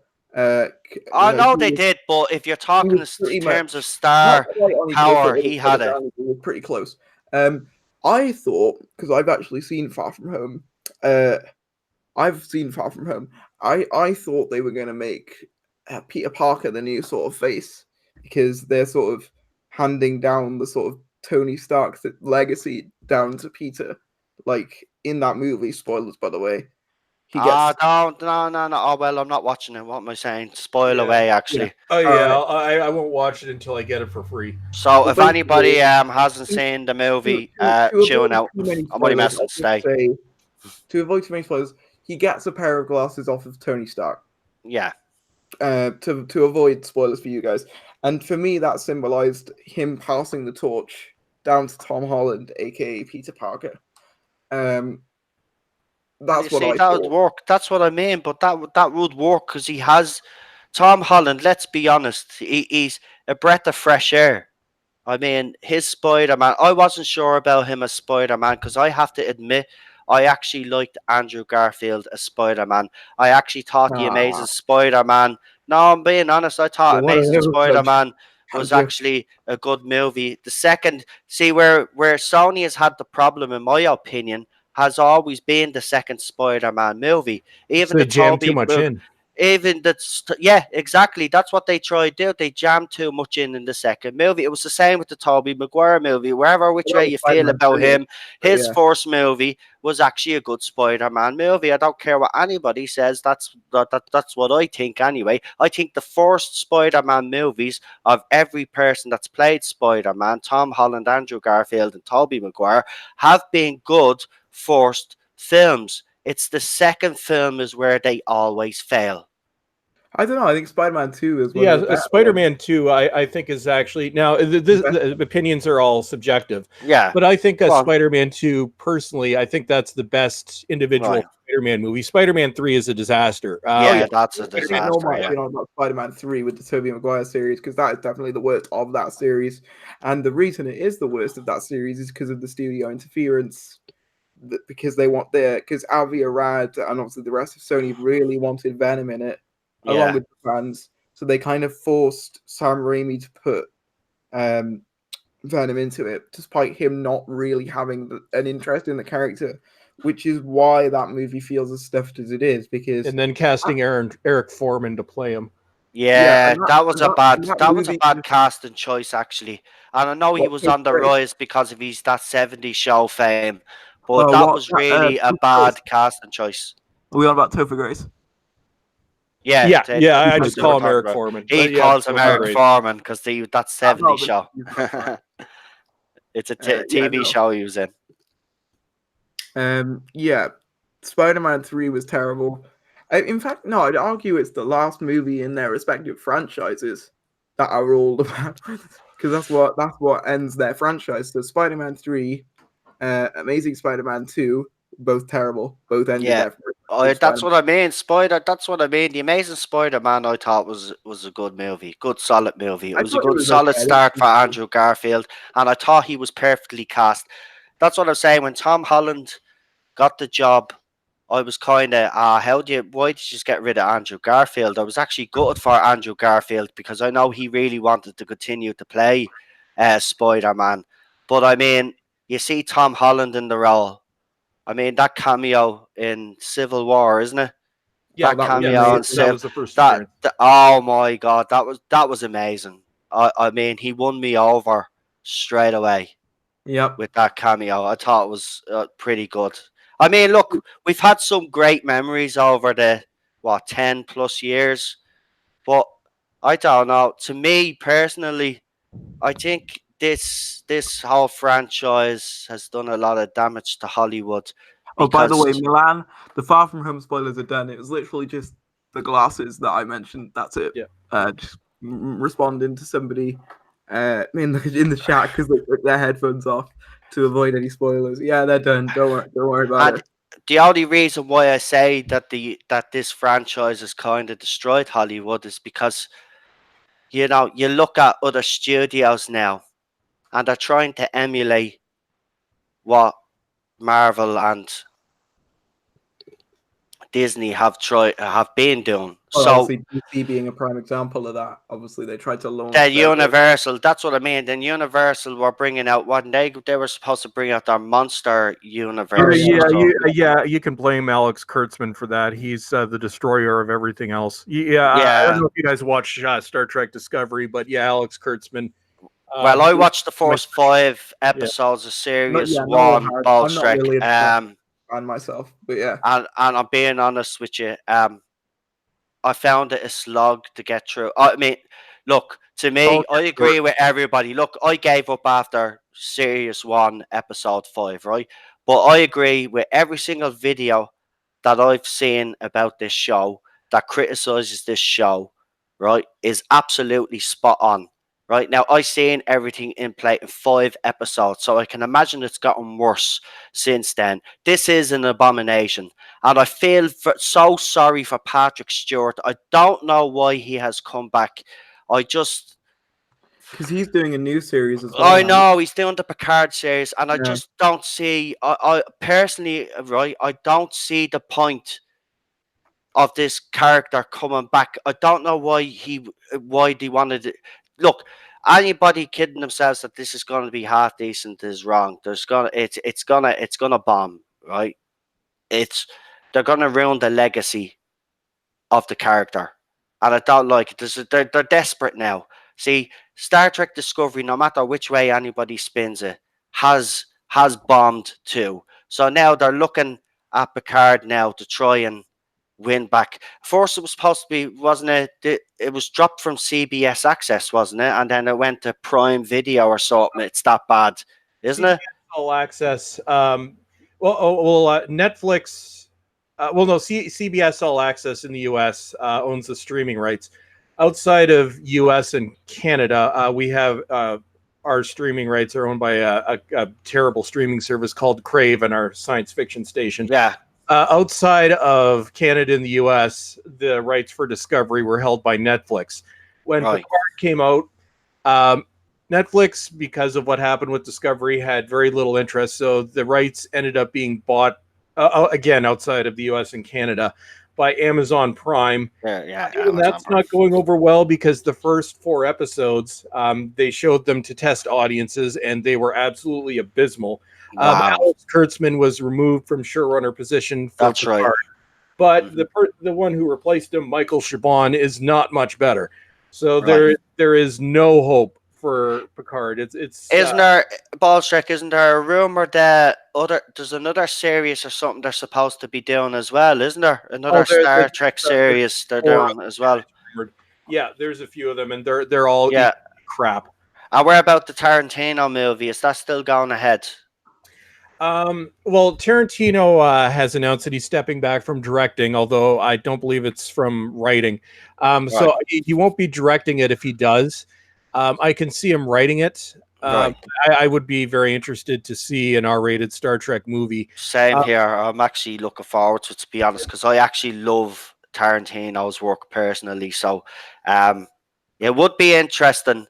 But here's the thing, though: if it did become successful, do you think they'd let him do a couple of more movies, or do you think this is just going to be a once-off? For Picard. No, for Tarantino. Well, I think if it did well, it's I think it's foreseeable that they would allow him to continue with making more movies. But the problem with Star Trek right now, and it's the same thing with Doctor Who and Star Wars, Yeah. is we could have another Star Trek 2, The Wrath of Khan, not the plagiarized version from 2012, but an actual we could have a movie of that caliber. But the problem is, it's I'm equally entrenched in both Star Trek and Doctor Who fandom, and they're pretty close to in terms of toxicity right now. Yeah, I agree. I even Star Trek 2, The Wrath of Khan, something on that level, I don't think it would save Star Trek. I think Star Trek, like Doctor Who, has to go away for a few years. So I think if the Tarantino movie were to come out 5 years after this mess, the current entire mess has ended, maybe. But if it's next year, no. I agree with you. It'd be too soon to bring it out. I agree with everything that's happening now with Discovery, and obviously the backlash with Picard. I just can't understand why Patrick Stewart himself, though. I mean, he's been on stage for years. He's a talented actor. We say, I mean, Next Generation. I mean, I grew up with that series. Obviously, I watched the original because it was always on reruns, as Americans would say. We call it just repeats here. But like, I watched the original series, and I liked Next Generation. I like Picard's captains. You know what I mean? I just don't see the point in this. It does seem to be a money grab, in my opinion, and a bit of desperation with CBS right now. I mean, they haven't produced a good series since. Now, I'll be slated for saying this. Please, Star Trek fans, go easy on me. But for me, the last good series was Voyager. I actually really enjoyed Voyager. Now, I know I had a lot of good episodes, but there was some really good, decent episodes. You know, I actually liked Captain Janeway. I was a huge fan. But see, I have to say, the way CBS actually handled that, though, was actually very clever. They knew that nobody would accept a female captain of the Enterprise, so they created a whole brand new show. That's what BBC should have done um, with the whole Doctor Who thing. It was crying out. It was crying out for another spin-off. Let's be honest. There was a call for another spin-off to be made, and they missed a great opportunity here. They could have went down the female route with a spin-off and kept the Doctor the way it's always been for the last 50 odd The funny years. thing I find with Doctor Who spin-offs is of all the characters that you could make a spin-off about, you choose K9. Like, really? Well, this is the third time that's been done, because there was the K9 animated series, but That's right. in '83 there was the original Sarah Jane and K9 series, which didn't make it past the pilot episode. Just listen to Ian Levine's intro music. We've had a horrible. K9 like spin-off rumored for ages. There's been rumors of a K9 movie. There was the Australian pilot. There was all these different things. So I don't really understand why people are getting so excited about it when it's been rumored for like so long. I doubt it's going to come to fruition because, as I've said, it's one of those things that's been continuously rumored. but nothing's come of it. In fairness, though, to bring back the K9 spin off, it's going to be for children because there's, in fairness, I don't see how a K9 show is going to appeal to me as an adult. There's not much you could do with a robot dog, to be honest.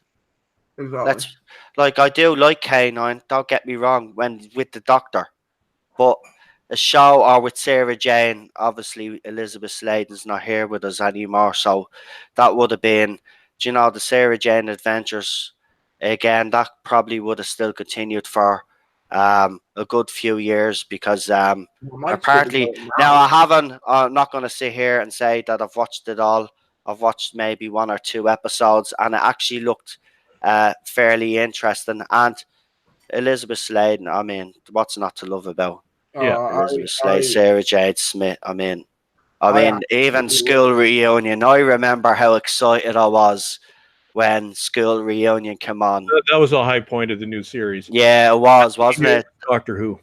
Oh, that whole scene, the whole scene where he meets her for the first time in the cafeteria, and they're having a chat, and you just see David Tennant's face. I mean, because he's a true fan, so you could see for him in that scene how absolutely delighted he was to be in that scene with her. and how And happy then when Elizabeth she was. realizes, then in that scene, then when she sees the TARDIS, and then she turns around and he's standing there in front of her.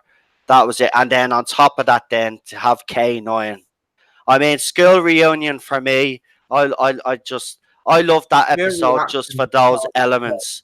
Yeah, but it is an actual good episode. But just for those moments, they're iconic as yeah, far like as I'm her concerned. reaction to the TARDIS in that as well was incredible. It Like that whole was. scene where obviously she's looking around and she finds the police box and she knows that the doctor's there. Like Yeah. that expression just shows like not only how good Sarah Jane was as a character, but also how good But Elizabeth that was their reaction as fans. She reacted the way that us fans that have been watching like the that classic school era reunion. and watching this, and then when that moment happened, I can imagine what every classic fan's feeling was watching that. That was just, Yeah. and I agree with Ballstrick. That was the high point The high point and of New Who for me, of RTD's era. Yeah, RTD's era. I high keep point of getting yeah. RTD for me was probably like the pinnacle of Doctor Who and Russell's era in terms of like actual like quality of episodes was probably series 4. I personally think Ah, it is. It is. Sirius 4 is like my that favorite on the series Oval. because you actually had a companion that wasn't in love with the Doctor as well. So that whole dynamic was gone. You know, you had an actual proper Doctor and companion relationship in that series. And I mean, Catherine Tate's standout episode for me is Torn Left. She's absolutely amazing. I love it. David Tennant's standout episode in that series for me personally is Midnight. I think his performance in Midnight is absolutely fantastic. It's brilliant. That was a really eerie episode as well, and It that literally was. just relied on the actors. Like, could you see Jodie pulling that off? No, Like, or anybody in series 11 pulling that no, off? Well, No. no. Maybe, Grant. maybe Bradley Walsh. Yeah. Maybe, yeah, Bradley Walsh. Maybe, but Yeah, no. maybe that was. See, Even- Like, here's the Saving problem. grace for me. episode had no special effects, no, monster, no nothing. It was just some guys stuck in a sort of bus type thing. Look, it relied on the actors and actresses It was that you had in them in that scene, in those oh yeah, scenes. she was possessed, but she still had to act like she was possessed. And not only that, look at the story. Look at Guys, the storytelling in that. Look at the story oh, though. it's insane. The dialogue, Well, the absolutely dialogue fantastic. with the repetitive dialogue, they had to do that in sequence. I can't see Whitaker pulling that off. I can't Yeah. see anybody pulling that off. No. Well, Can you aside imagine from those that that were with there. Yorkshire accent? Imagine how irritating that would be with her accent. Yeah. Like, just imagine it. It's not that, right? Forget about our I'm not accent saying her here, right? accent, Forget but about the politics. Jodie Whittaker's problem is that she's not at the standard of actress that if they were going to go down that route that we need for this role. She's just over her head. Now, it is actually interesting that you say that. If you take Jodie Whittaker and put her in an episode of previous Doctors, right? Stick her in there, right? Could you honestly say that she would actually do a better job? No, No, God no. that's the problem. But if you were to do that with Peter, right? You say you take Peter and you put him in an episode that Matt Smith did, or an episode that David Tennant did, or Christopher Eccleston, right? You pick the episode that you think that he'd actually be, but he would be able to do one of their episodes. That's the thing, because that's the quality of actor. That's the caliber that you need. And unfortunately, Jodie Whittaker has won the lottery with this role. She has. Oh yeah. She's a level above a soap actress, and I keep saying that, and I know that's harsh, but that's what she is, and that's why she She has is so many literally landed companions on her feet in with this one. in her era. Is because Chris Chibnall knows himself that she cannot command the scene. No, She obviously she can't. That's why she needs so many people around her. She needs to be part of an ensemble cast. She can't be the main lead out there. And she's supposed No, to be. She I has no agree. charisma. She has no screen presence. She's bland. And those facial expressions, I'm sorry, and the way she throws her arm out when she's using a screwdriver Yeah. Yeah. irritates the crap out of me. And she's no personality, unfortunately. But like, she started off bad with this fan base. You know, there was a lot of fans that were apprehensive when she took the role. She could have come out and said positive things. She could have tried to reassure the fan base, but she didn't. She went the opposite way. As a And then feminist, yeah, that and whole as a then and then feminist. people then her fans then argued the point that why he's picking on her all the time, why he's attacking the serious. Well, because it was bad. Because Mm. they've had the gall to go after former doctors, criticize former doctors who've Yeah, taken the role. I've literally had people say Proud. to me, I've had people say to me, "Oh, you're bullying Chris Chibnall and Jodie Whittaker." And Oh I'm yeah, like, their £200,000 Yeah. a year salary. Oh yeah. yeah, they can really hear me over their millions of pounds that they've got. Yeah, I'm sure. It's I'm sure ridiculous. it's like a dagger through their heart to know that there are a few fans who are not happy. Like, I'm sure they really, really are. Like, tearing up at the thought of And it. you know what? Do you know what makes me feel sorry? There's still fans out there that still believe that this show, right? The fans that obviously thought Series 11 are bad, but some of them still feel that this can get better, and that's who I feel sorry for. They're It just can. watching. They're just watching the show for the sake of it because it has the Doctor Who Yeah, the name. Doctor Who name on it, Because exactly. they are that loyal. Now, I have watched Series 11. I've only watched it once. Same. I've tried to watch The Woman Who Fell to Earth. I'll put it out there. 3 times I've tried to watch it and I can't get past 20 minutes. Every time I get to the 20-minute mark, I knock it off. I just Happened to me. I was trying to watch the finale, Battle of Ansgar Carlos, for a review. and I wouldn't even mind. Everybody says that I Woman Who Fell to Earth is probably one of the best episodes, and if I can't get thought past the first 20 I minutes, thought a few weeks ago, all right, I'll go back and watch it because I want to review it at some point. yeah, And I couldn't keep my eyes on it. I know. It was so boring. Like, even if you take out any politics that were there, You're what left with you what had are the you most left with? boring, mundane sci-fi show history ever invented. You have Yaz, who I think Chris Chibnall forgot existed because she was just palmed off on one of the side characters, and basically had no role in the plot whatsoever. You could completely cut her out of the story and nothing would change. You Yeah, have the only thing I disagree with you on though is the whole thing where you said it's a sci-fi show. This era is not a sci-fi show. yeah, no, you're right. It's not even a sci-fi show, but It's like not a what I mean, sci-fi show anymore. you Even have under Moffat, it kind of strayed off a bit, but you still had sci-fi elements. There's no. I'm sorry, but she can't. This is why. This is why they've turned it into a drama. Again, Chris Chibnall knows she can't pull it off. So why did he hire her and give her the role? I know they're no, buddies and all, but if he was going to go with an actress, and as rumored, Olivia Colman was supposed to turn it down. But why didn't he look elsewhere? Why in his desperation did he turn to her? because they were friends. Like, that's it. That's all it is. It's the only reason she got it. I know, that she had to and all this crap that people auditioned for it. Well, if that's the case, how come we've never heard of the people that auditioned for this role? Because didn't. normally Yeah, we'd know by now who auditioned for this role, where we could have said, "Oh, yeah, they would have been an interesting choice as the Doctor," but we Yeah. we haven't really heard that much. Other than I can remember before she was cast, like the announcement, I can remember Chris Marshall being rumored, but that's about it. Well, Like, Chris Marshall for me, Chris Marshall for me, I thought was actually guaranteed because when he left, what was that? Murder in Paradise show, is it, or something like that? There's some soap he was on or something. Yeah, and then he left, and I thought that's the new Doctor because it made no sense him leaving because the show was so popular. And I thought, well, the only reason why he's leaving is because he's going to be the next Doctor. But of course, we all know what happened. To be fair though, even if they got a good actor, they would still have to read That crap. Like, you know, even if you got Capaldi back to do series 11, you'd still have to be reading all of this garbage. Like, I know, yeah. And the thing is, like, as I was saying about Battle Around Square of Colossus, I was watching the other day. You've got Yaz, who basically doesn't exist. Mm-hmm. You've got Jodie Whittaker running around pretending she's the shit, pretending she's like the best Doctor ever with all of these like supposedly dramatic line deliveries. You've got Bradley Walsh and Tosin Cole, who, bless them, I think are doing their best with what they've been given. Problem is, they've just been given nothing to work with. So despite them being likable, you feel nothing towards them other than maybe the whole Grace dying plotline. But now that that's over, what do they have left?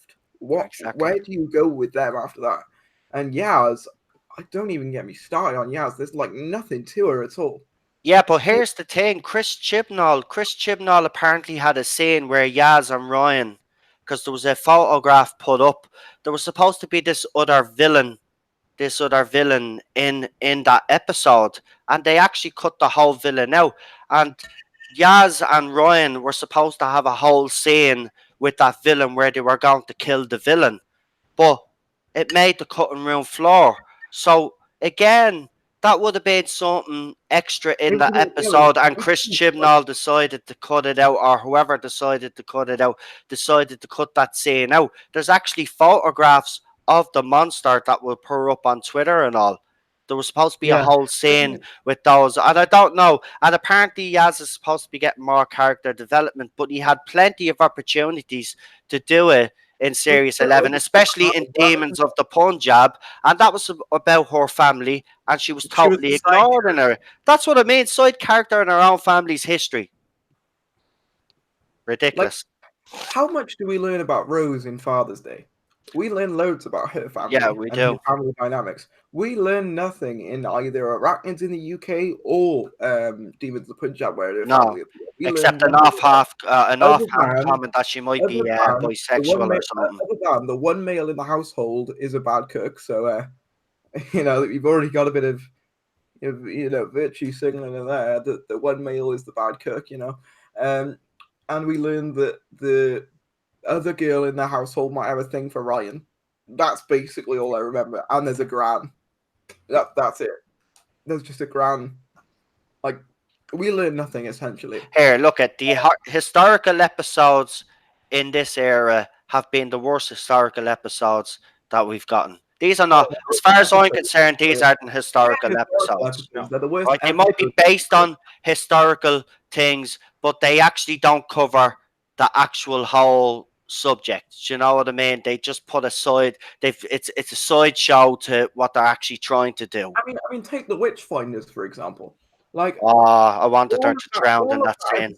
Essentially exists to say, look how difficult women had it. Well, of course they had it difficult in the 1600s when they were going to be burned as witches.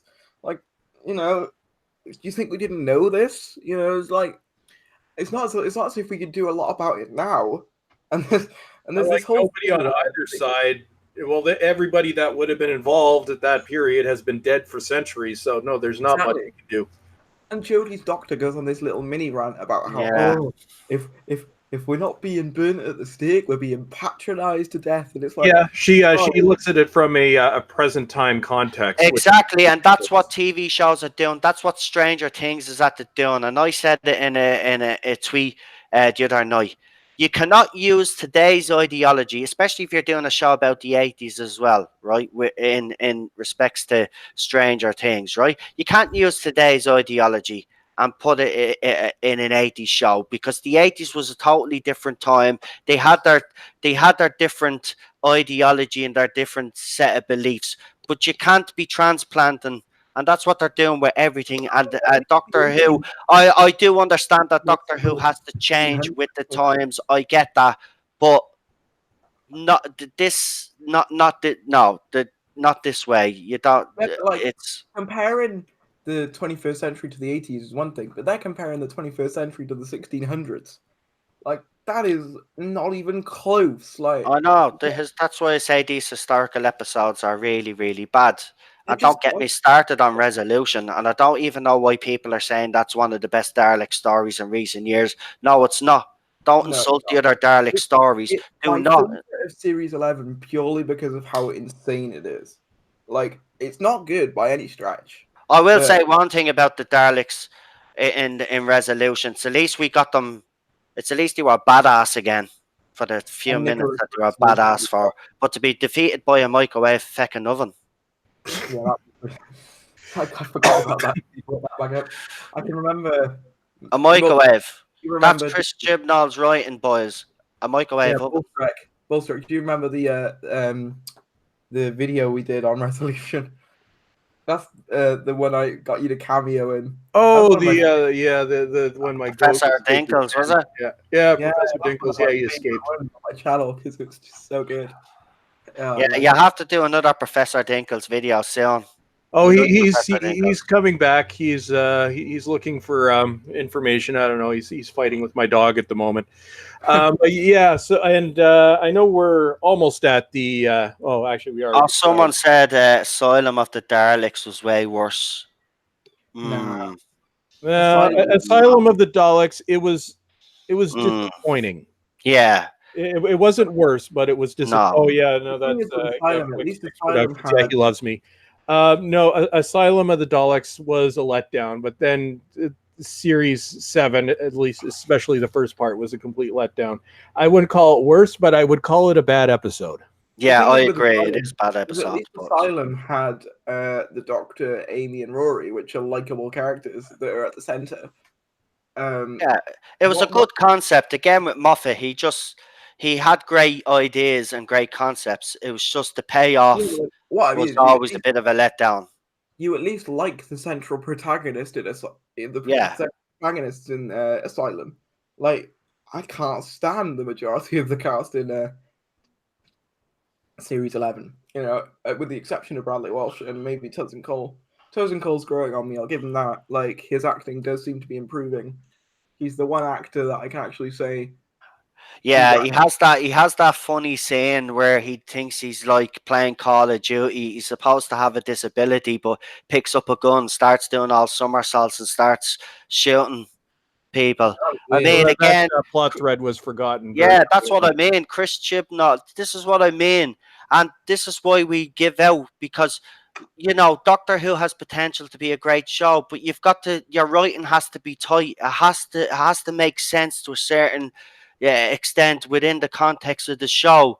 But Chris Chibnall, yeah, he might be okay at writing drama, but when it comes to sci-fi, unfortunately, he is very, very, very, very bad.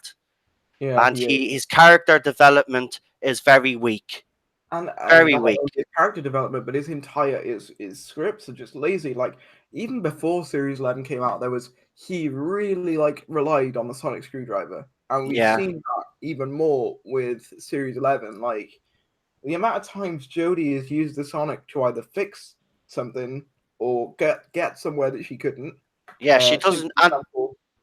Go on, sorry, Tharries. Go on, go ahead. Take, for example, Resolution, where she basically used it to destroy the Dalek's weapon, making the Dalek's weapon completely useless, therefore rendering that scene devoid of any tension whatsoever.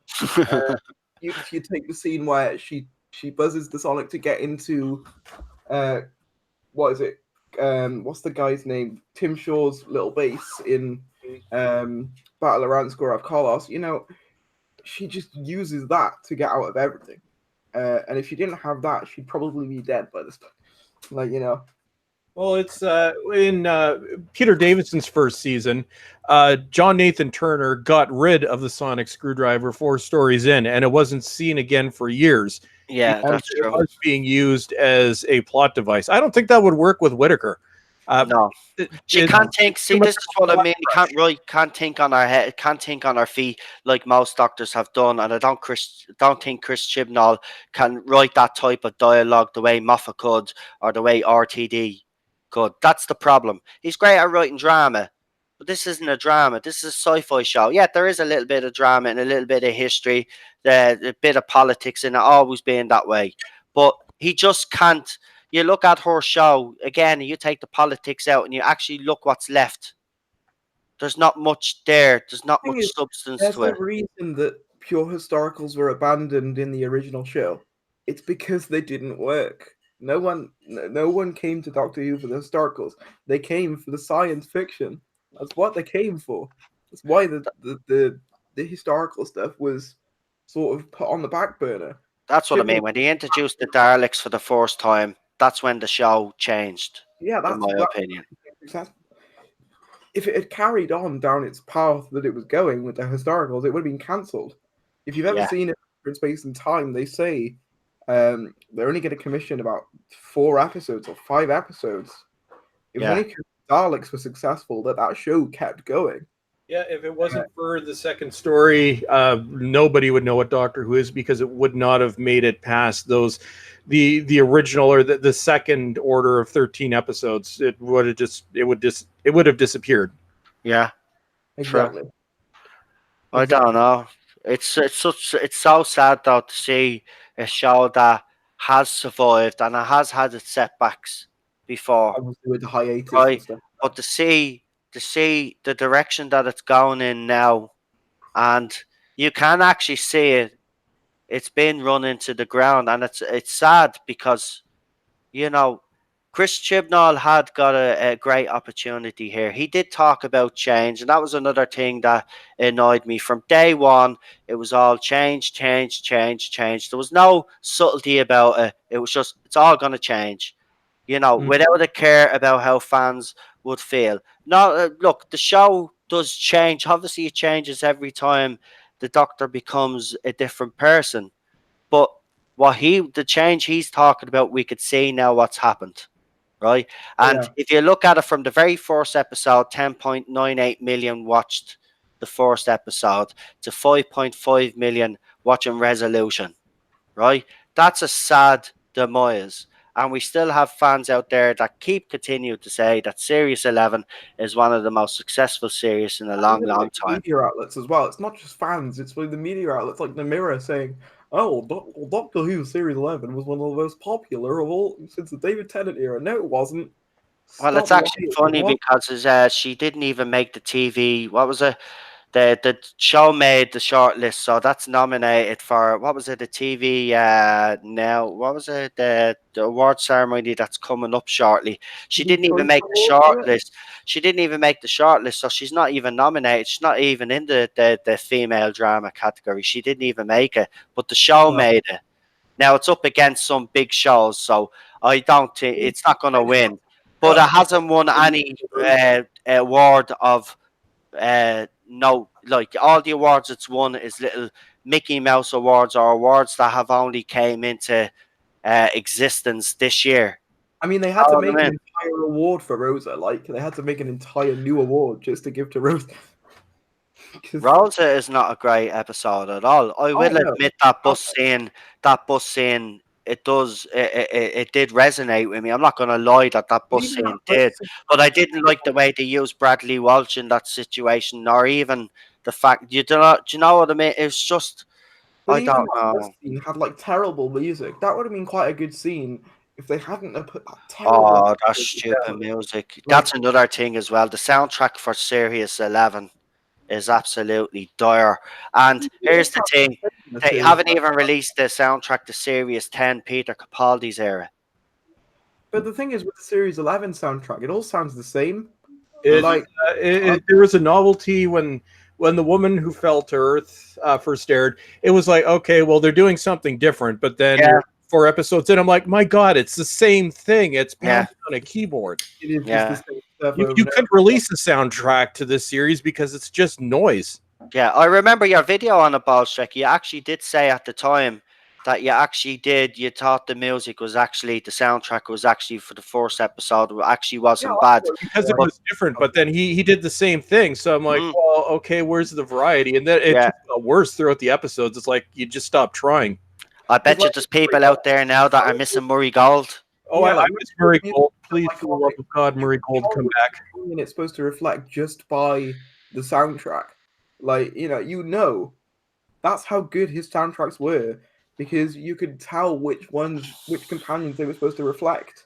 Like Yeah, with but here's the thing: Murray Gold did get stale, though. I have to admit, for his last episode, he did his greatest hits. He didn't but do that's something new, and I was disappointed about that. To be the honest thing is with you, he could have went out on a high. for 10 years, you're naturally gonna sort of you know start repeating yourself a little bit. Like you know what I mean? Yeah, no, I agree. That's why I think this break is good. I'd love him to come back because I'd say he'd come. Look, his music was sensational. I have most of Murray Gold's music on my mobile phone. I listen to Murray Gold's music a lot.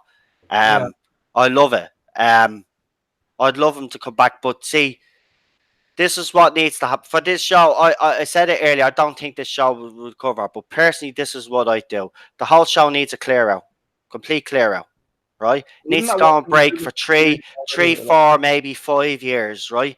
Then come back. Then reboot it. I don't think it's gonna work, but I would continue on. I know that's controversial, but you can continue on. I would reboot personally. If it was me, I would reboot I don't think they will. I purely don't because think they it's will. Why? canon. Why would they rebuild it? I mean, it's still gonna make the money. This is the thing. It will make the money, and at the end of the day, like we spoke about Disney and all these other companies, at You, the end of the day, it's about making money, you say right? it'll make money, but you look at the merchandise. The only things that's selling at the moment are the classic DVDs and the Big Finish audios.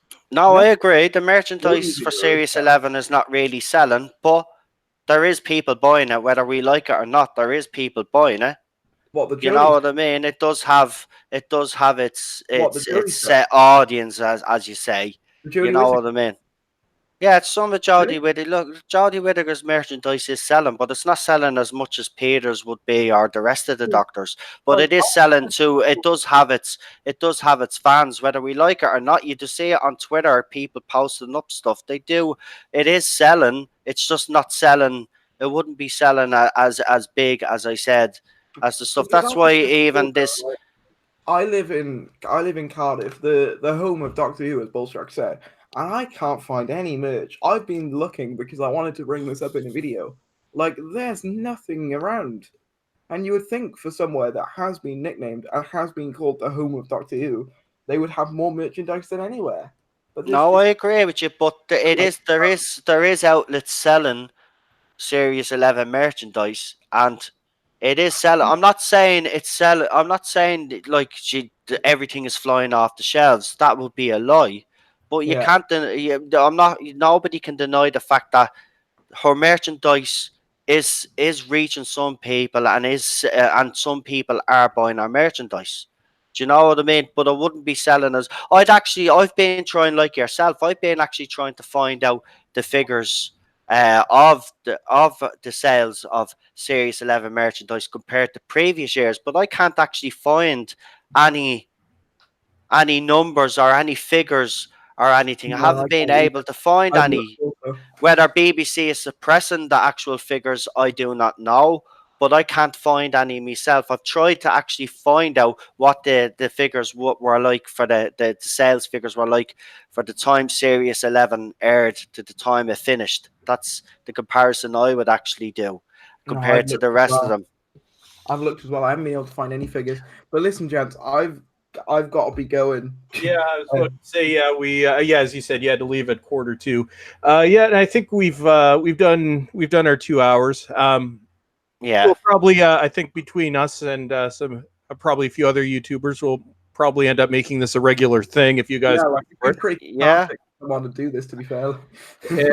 And I might put up a poll on Twitter, but I think I'm gonna move these to the main channel and just say fuck the algorithm. I would. Yeah, because I And don't just know. as we're leaving, we're hitting 21 people watching. Yeah, Oh. so Yeah, we next time we do this, I don't know. I may just put this channel back to my Blu-ray update channel, and the next video will be on the main channel. But hey, we tried. We did a few videos.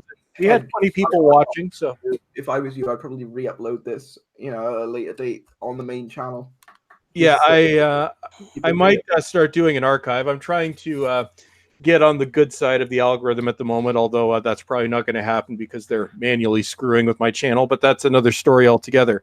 But anyway, Yeah. so if you guys haven't noticed, so everybody who's viewing, both Tharries and Noel's links are in the description below.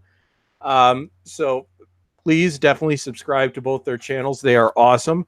Also, I have my main channel. I'm also on BitChute, and this channel, which may go back into retirement. So next time we do a stream, we'll probably have the three of us on, which could be next week or something like that, on the main channel. So, any final words before we go? I was just gonna say this channel was like the movie Awakenings. It had a short, brief lifespan, and then it went dead again. But Yeah, I've enjoyed it.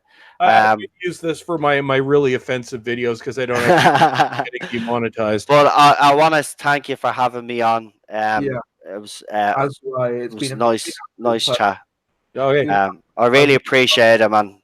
To be Okay. honest. Awesome, guys. So, as always, everybody, thank you for watching, and I'm just going to stop the broadcast.